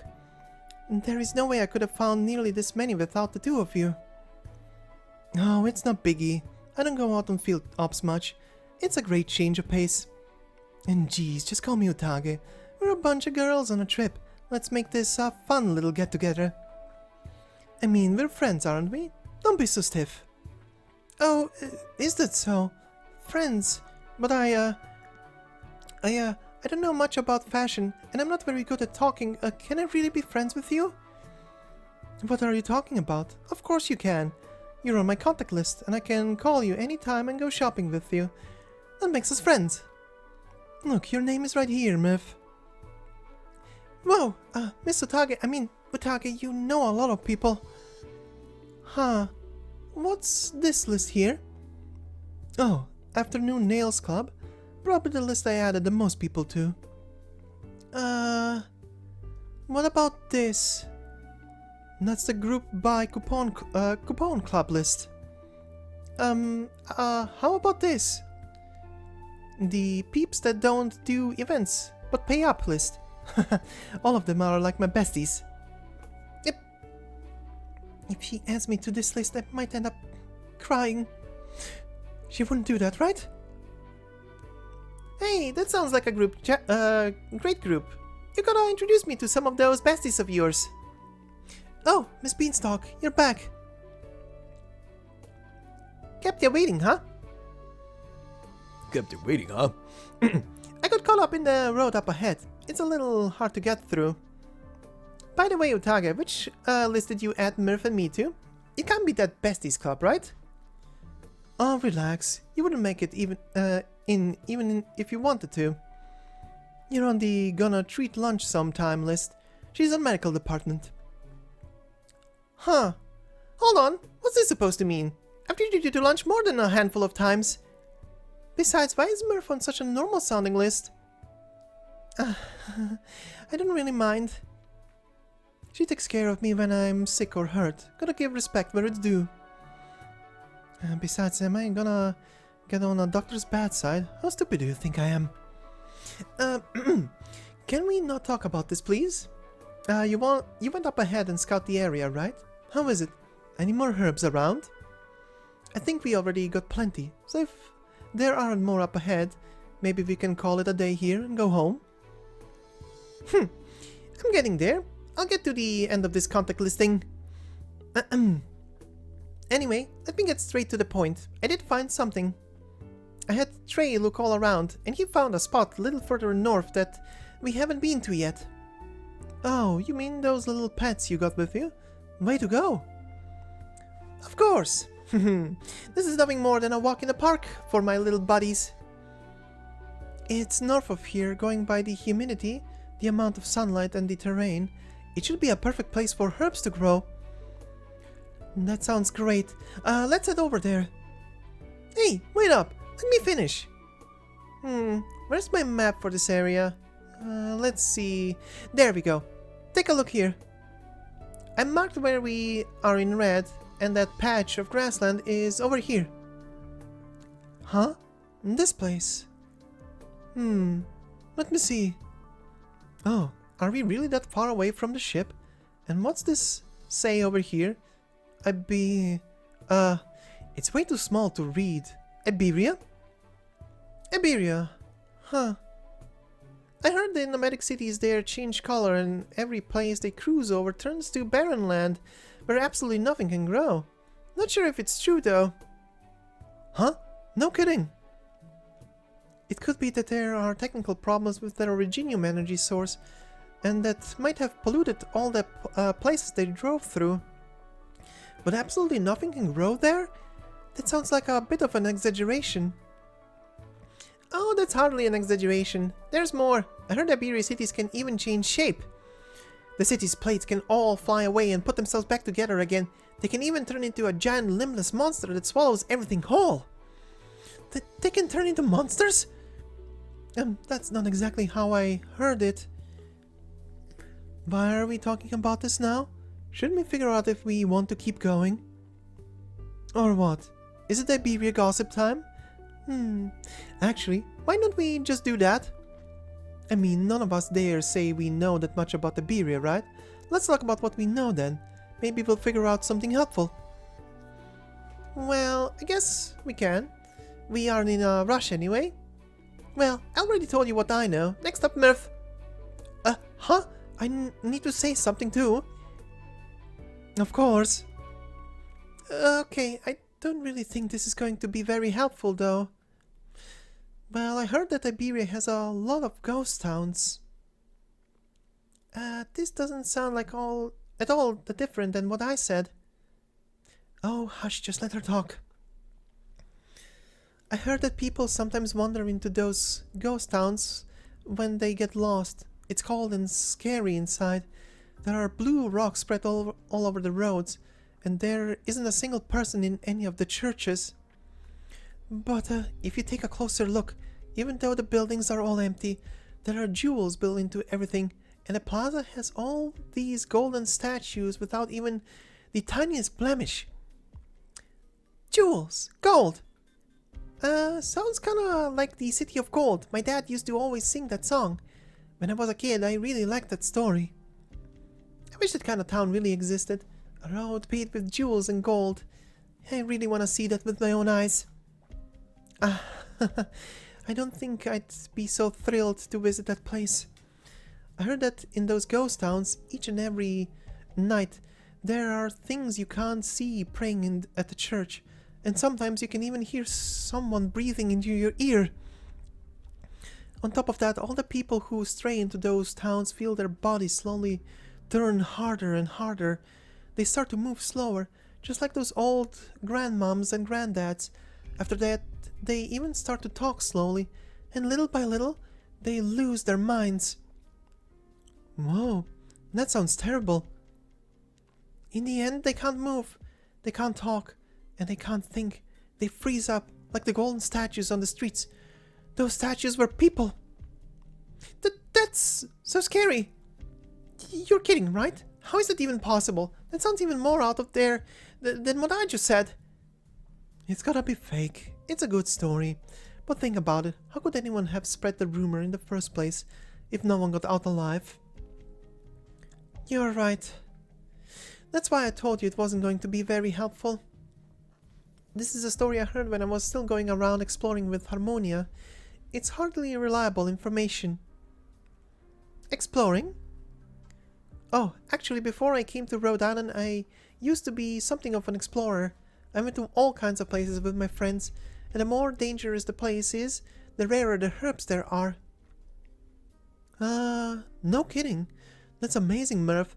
I thought you were totally the kind of girl who, like, shut herself up in her room all day, brewing potions and whatever. You're kind of wimpy too. I'm not. So it's my turn now, right? I thought about it a little, and this rumor just came to mind. Are we still going with this? You seem really into it.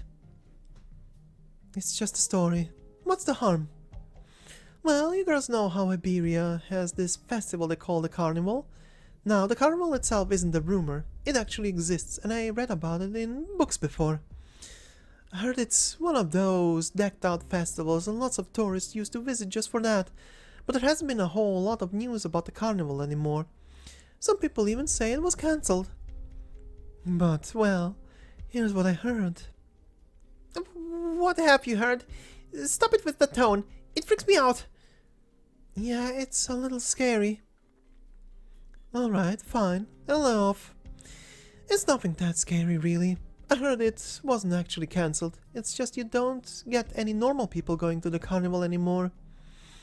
Apparently, on the day of the carnival, bodies start climbing out of their graves, dancing all over the streets, even though some of them are missing their arms and legs. During the carnival, all the people in town lock themselves in their houses. No one dare step outside. And what if they come outside? No idea about that.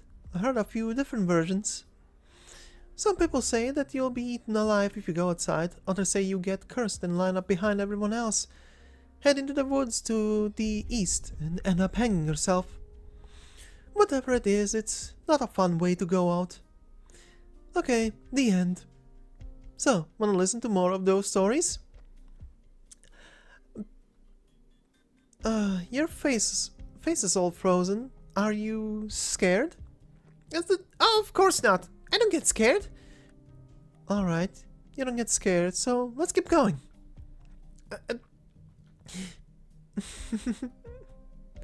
Utaka looks like she's really enjoying this. Aren't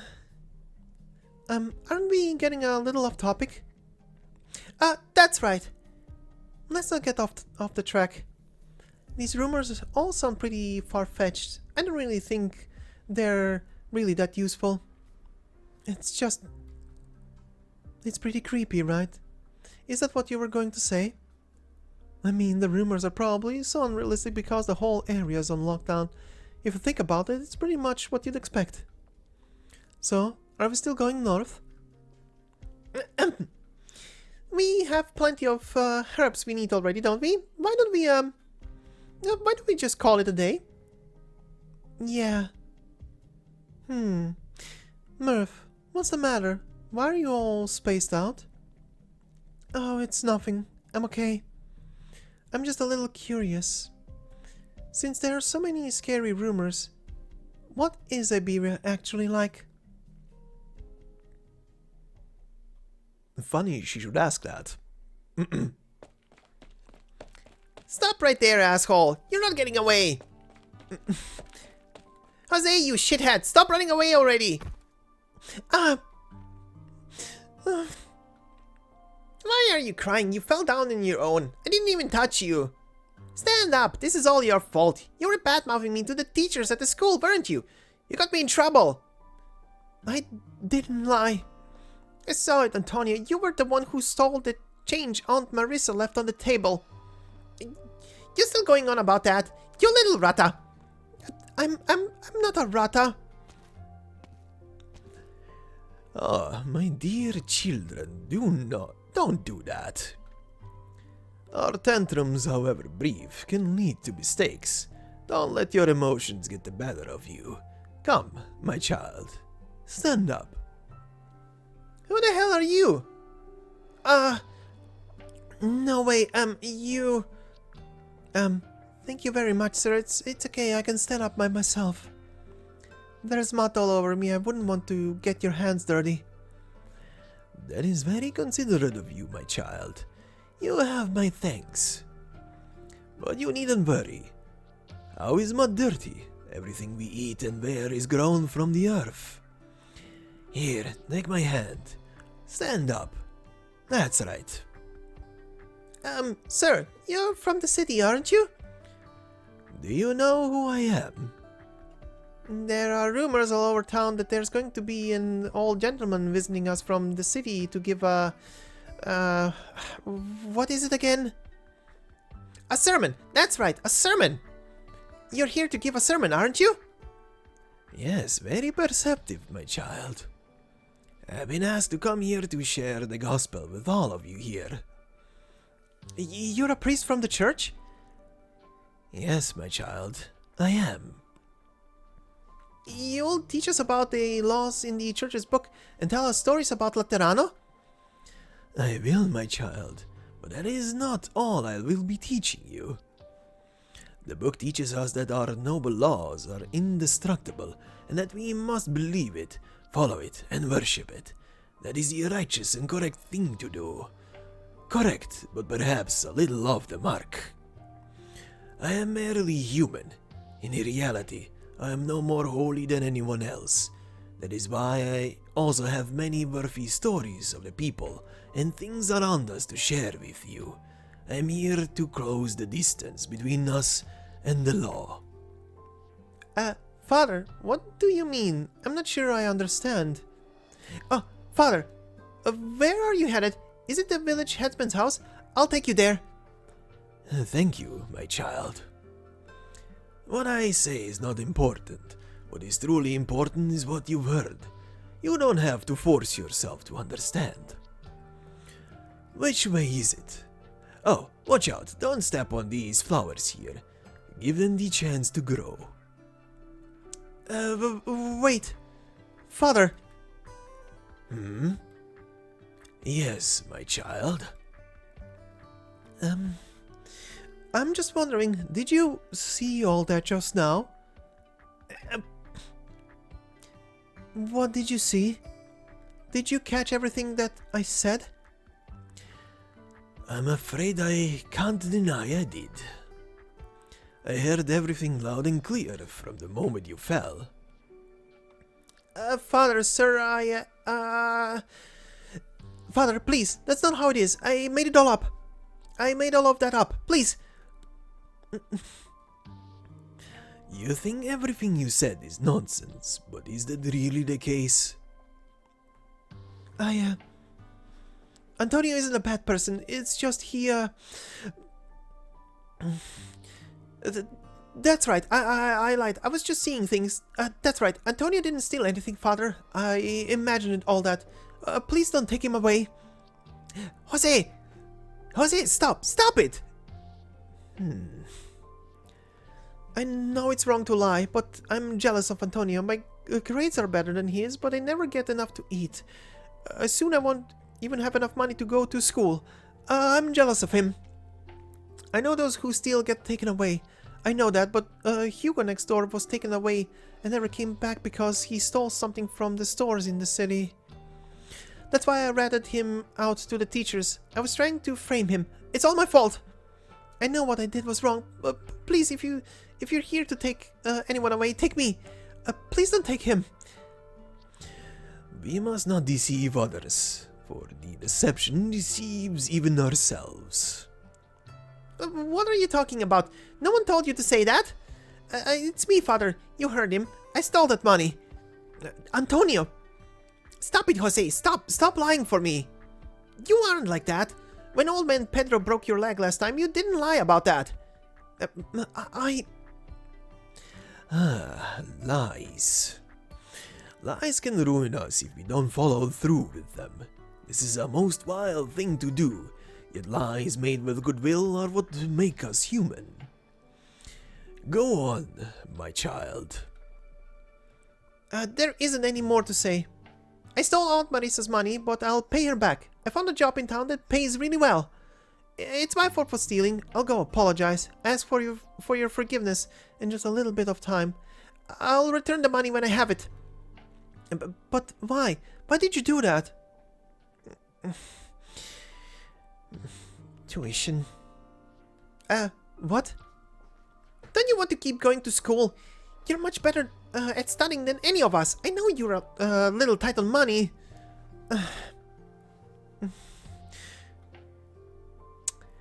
That didn't count. It's none of your business. Anyway, that's how it is. I took the money because I wanted to. I said I'll pay it back. You caught me red-handed. I'll accept my punishment that comes my way. Father, you're here to take me away, aren't you? Do it already. Antonio. Calm down, my child. You think what you've done is wrong. In that case, would you like to confess your sins? Yeah, let's confess. If you admit what you've done is wrong, you'll be forgiven and you won't be punished. Father, please, forgive him. Have mercy on Antonio. He'll be better. The law says we mustn't steal or lie. I did both of those. But I don't regret it. I couldn't think of any other way. I don't regret doing this, even if you're going to punish me. Father, am I allowed to confess if I don't feel regret for my actions? That depends on what you think. All of us have our weaknesses, and who doesn't make mistakes? But when we make mistakes, are we forgiven simply because we repent our sins? Who has the right to forgive another anyway? I don't understand. Isn't what I did wrong? I did something wrong, and I don't feel bad about it. That makes me a bad person.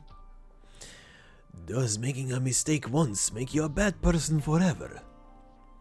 If someone commits a crime with malice and then receives the proper punishment, does that really erase the malice and make her a sinner no longer? Well, no. Antonio stole money. He has sinned. And for you, Jose, you lied to me in order to protect him. You have sinned. Do you think he's a bad person? Lying goes against our teachings. Do you think you are a bad person? I'm not, but I've done something wrong. Antonio did something wrong too, but if he doesn't repent his sins, what can we do to receive forgiveness?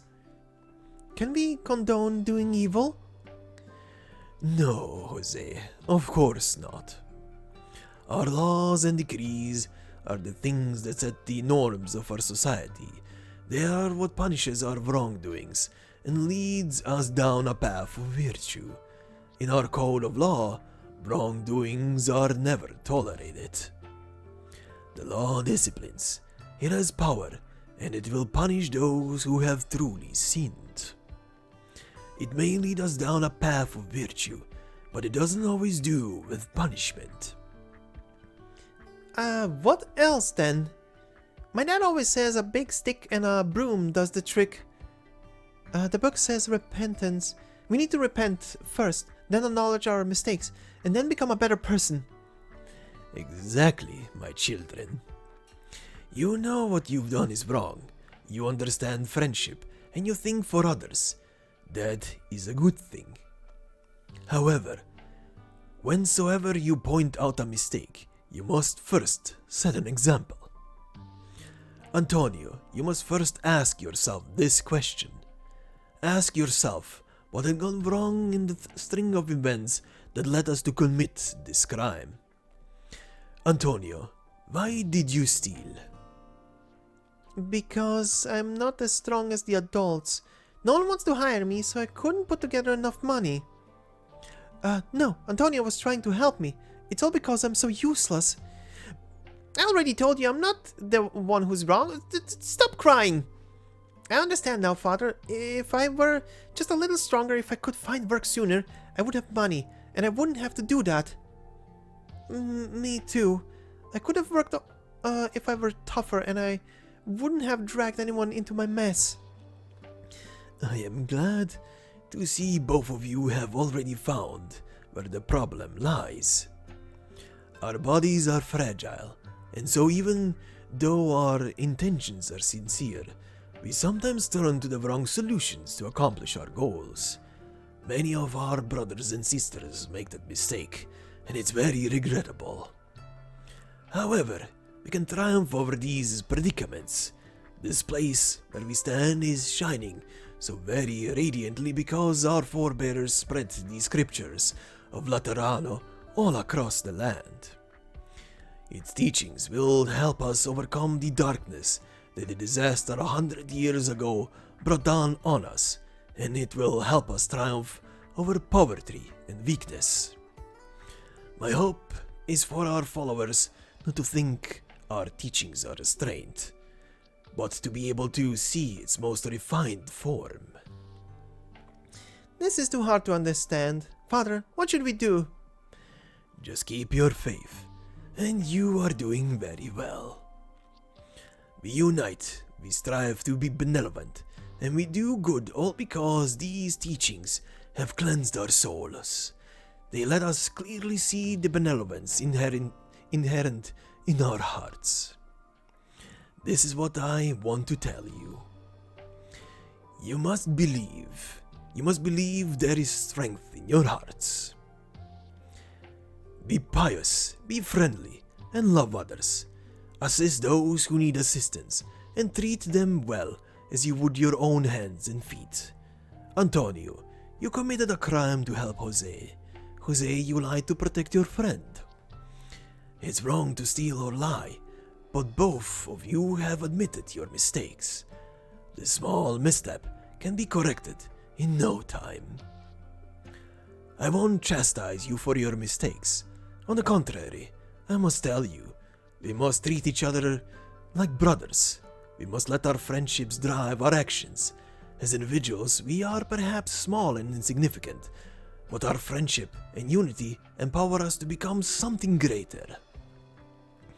As long as we follow the teachings of the code of law and uncover its encouragement and calls for us to be benevolent, we'll find ourselves ever closer to each other, just like close siblings.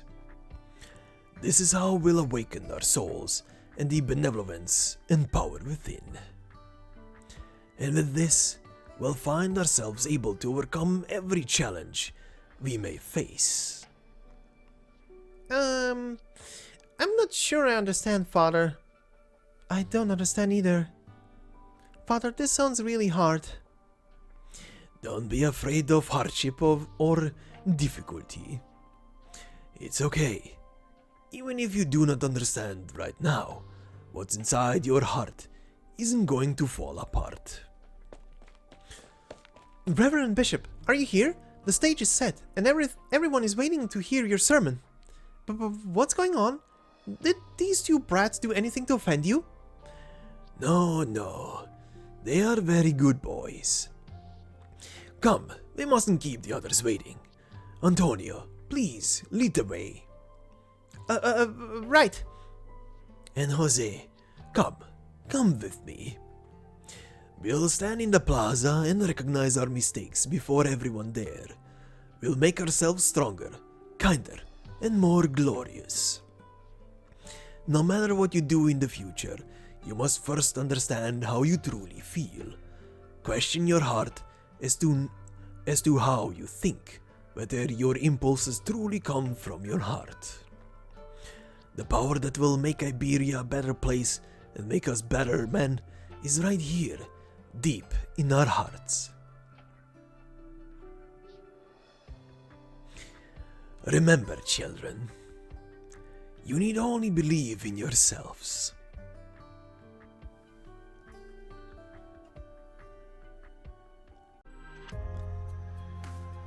And that would be it for all the stories that are part of Beyond here. Now, before I go into my thoughts and opinions about each individual story in this case, we're gonna be doing that very quickly, but before that, if you like this video, please leave a like on it. It would mean a lot to me and it will help a lot in the algorithm. If you're new to the channel and enjoyed all of the stories that you heard done in this way and want to hear more, like I said at the beginning of part 1, there is pretty much a ton of it done at this point. Literally only one. And it's a vignette story, is not covered yet here on the channel, so you can just sit back, kick back, relax, do whatever you do, and just listen to the Arknights stories told in full. And a lot of times I also include bonus material, so subscribe, stick around.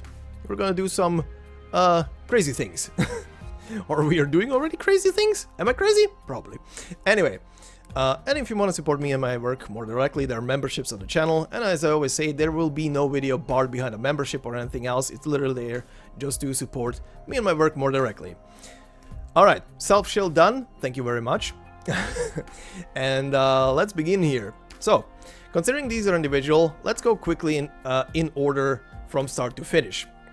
So first off, no sequel. Now, this is obviously taking place after Act 1, so I can't really say anything about Act 1 and seeing, you know, Hoshiguma and other characters just having a day to themselves, essentially, or trying to have days to themselves after everything that happened in Lungmen.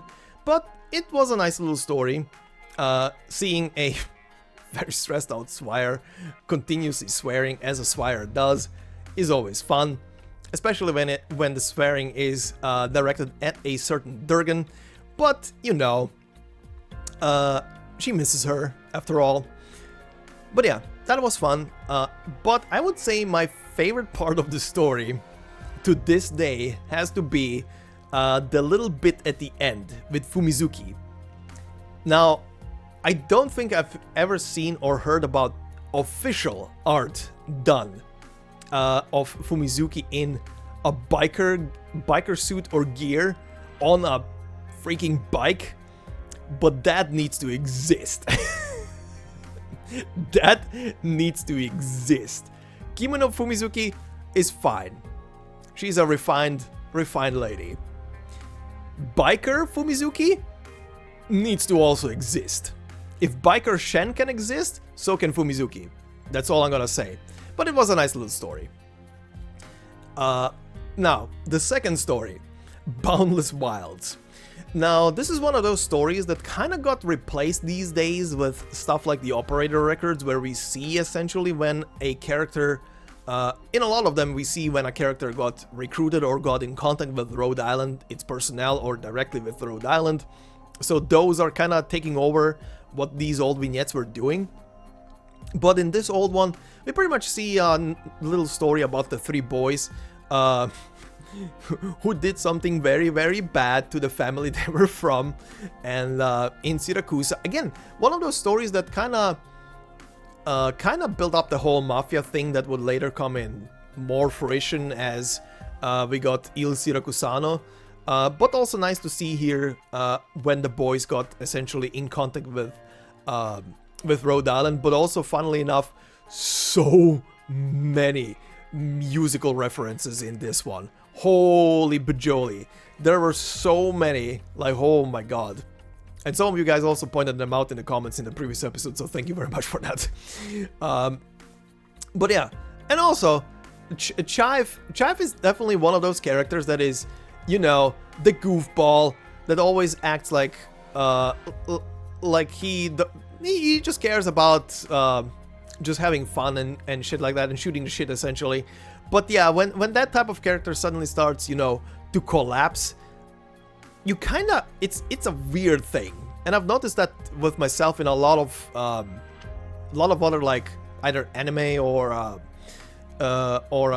just games in general, where that type of character, when that type of character gets kind of serious and starts breaking down, is where shit starts hitting the fan. And obviously, you know, here nothing is actually happening to him, but god, I'm falling asleep on that seat. I don't want to be in the shoes of Asta and god, I'm forgetting the name, Broca. They probably had their hearts just sank at that moment. But yeah, it was funny seeing the three just hang out on a road trip. Kinda partially gave me also Final Fantasy 15 vibes. But anyway, moving on to our next story, Fairy Tail Everlasting. Now this is something that has not really been picked up anywhere at all, outside of loosely some operator record here and there, but still nothing about this fairy tale stuff and actual fairies existing. And I also, one of the things I couldn't, again, I quickly read through this when it originally released, that bunny boy has a lot of detail, and I don't think his model got ever used anywhere else. Maybe in the operator that I'm thinking about, but I don't think so. I would have to look at it again, but doesn't matter right now. Again, very detailed character that never appears anywhere else. They definitely built up something and placed it, but haven't used it yet for anything. So maybe one day. But anyway, was an interesting story nevertheless. Interesting for the esoterical world building of this game's world. So, you know, crazy stuff. Hopefully they will dive into this at some point, considering we have this fairy tale stuff that supposedly exists. We also have the curses stuff that exists through Shamare, but we haven't seen nothing particular about that yet, so who knows, we'll see. Interesting nonetheless. And next story being the, like I said at the beginning of this part, the story that contains our poster child for this whole vignette. How to say this? It was definitely interesting in the sense of seeing and hearing more in detail what Uriel's plans are with building up this network essentially of messengers that are not like barred off, like he's explaining. Essentially, it's one of those things you have to keep in mind. No matter how technologically advanced this world is, they don't have direct communication between cities. The only direct communication between cities is literally a person sitting into a vehicle or other transport mechanism, or even horse, whatever, and going from one city to the other. It's literally the Wild West of postal delivery. There is literally no other way. Messengers have to go, or big transport columns have to go literally from one city to the other, or when cities get close to each other to exchange resources. There is nothing else. Because you can't. Catastrophes. And, you know, a barrier in the sky that prevents any kind of travel into space. You can't shoot a satellite up there. And again, catastrophes are kind of also in the way of normal commercial plane travel. So, it's a weird world. Anyway, seeing Uriel's plan here, or rather hearing about it more directly as to what he is trying to accomplish, essentially building a messenger network that is transcending borders and races, essentially uniting everybody under its banner. I will not lie, reading through this gave me Death Stranding vibes. It really gave me Death Stranding vibes just reading through the whole thing. Especially when he said bridges. But yeah, anyway. I can't remember actually, now that I think about it. I should look up, but I don't wanna right now. I think I have a feeling Death Stranding either released prior to this story, maybe even inspired it. Who knows? Anyway, back to the story. It was nice seeing Uriel's whole plan, or rather, like I said, hearing about it. His idea of uniting the world essentially through a big messenger network that is not reliant or constrained by borders. Just, you know, if you send one person from point A, they can go all the way over to point B, C, D, and so on and so forth. They don't have to stop at the border and hand over their stuff to the next messenger who delivers it to the next place. Very interesting. Hope something like that comes into fruition at some point. But there are definitely places in the world that will be like, nah. And hearing about the monastery a bit, the appearance of Penguin Logistics crew, because obviously, I mean, it's a story placed in Lungmen, so they have to appear. The first foreshadowing of Archetto becoming an idol. It begins. And of course, Emperor having that little moment of, oh yeah, I know the founder of your monastery. You know, the guy who founded it hundreds of years ago. I mean, at this point, we're aware that that guy has been around for, and I'm talking about Emperor here, been a while for quite some years, so no wonder. But very funny. Snow Scent, again, I forgot that she's part of this story. Very cute and wholesome, and please, someone protect this operator, Jesus Christ. She's seeing any kind of money. It's just a nervous breakdown. It's both funny and heartbreaking. Anyway, please protect.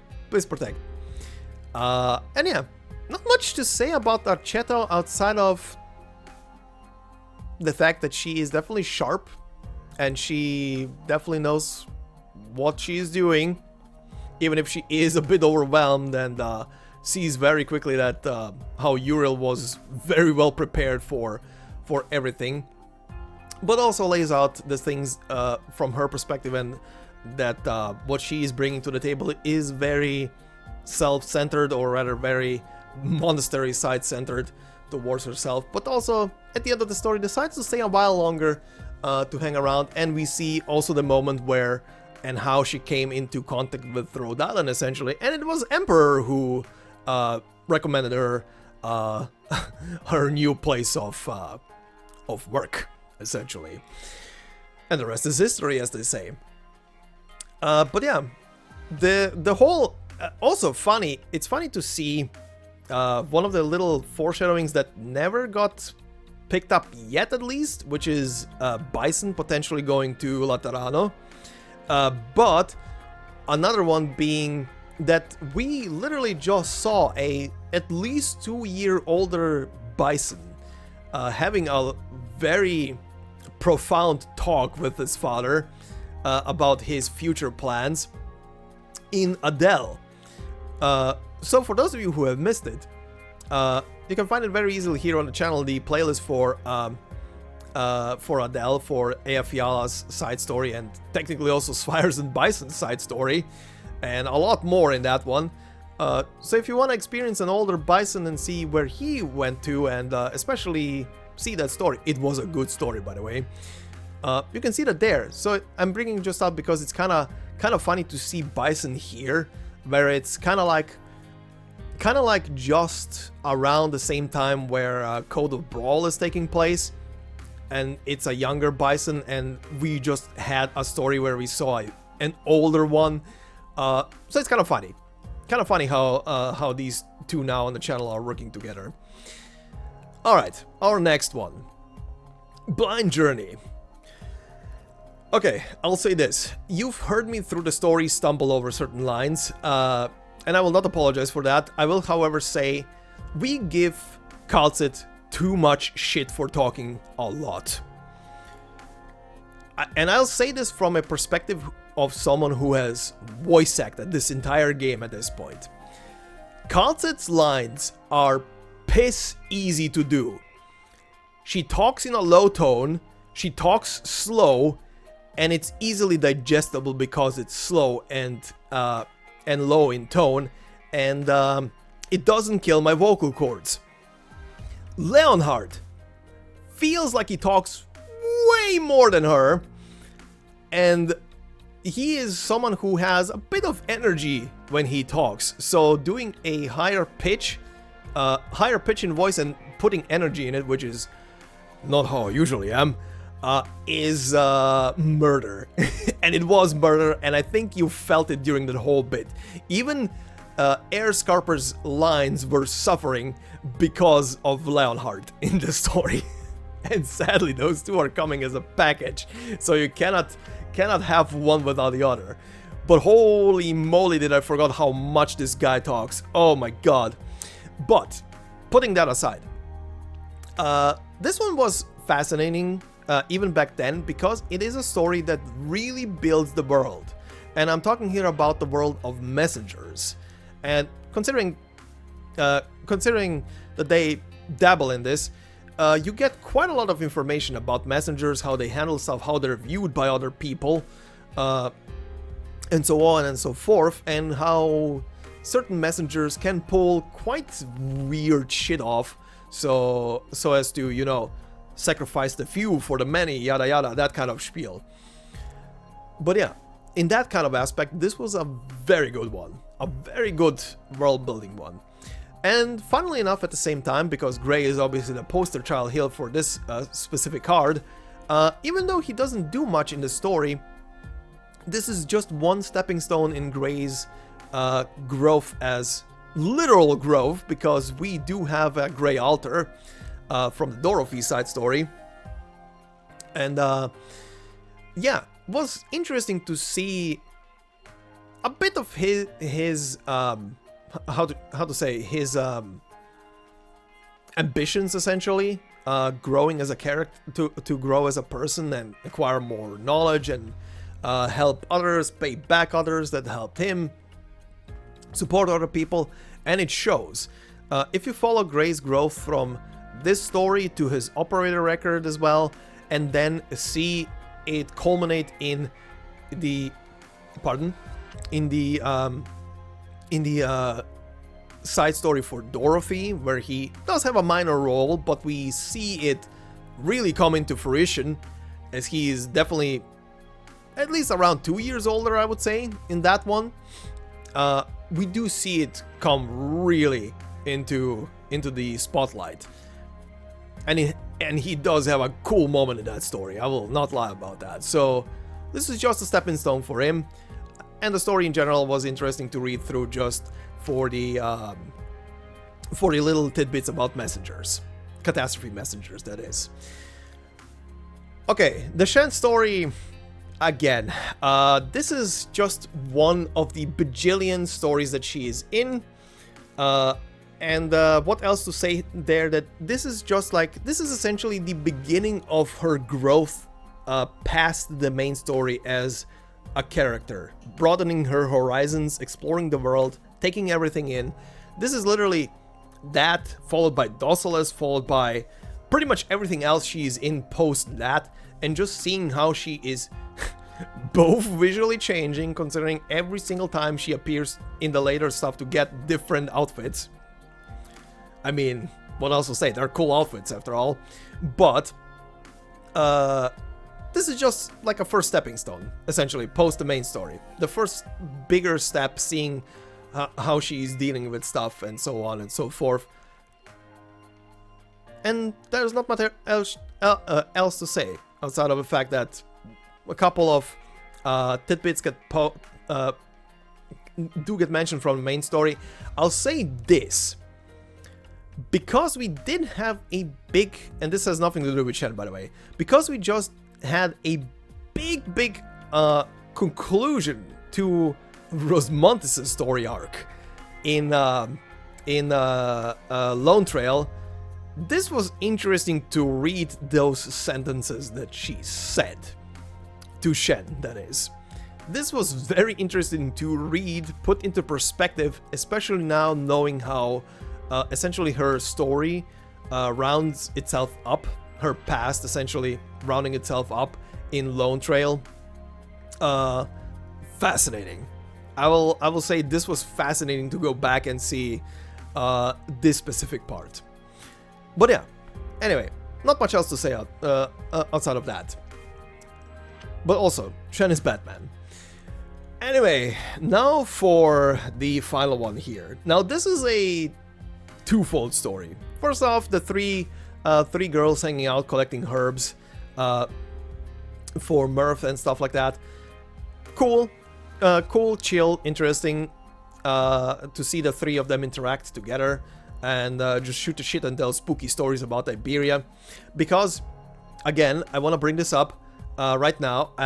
This is why I looked up the date when this originally came out on Global. This came out in July of 2021 on Global, if I didn't see the wrong date.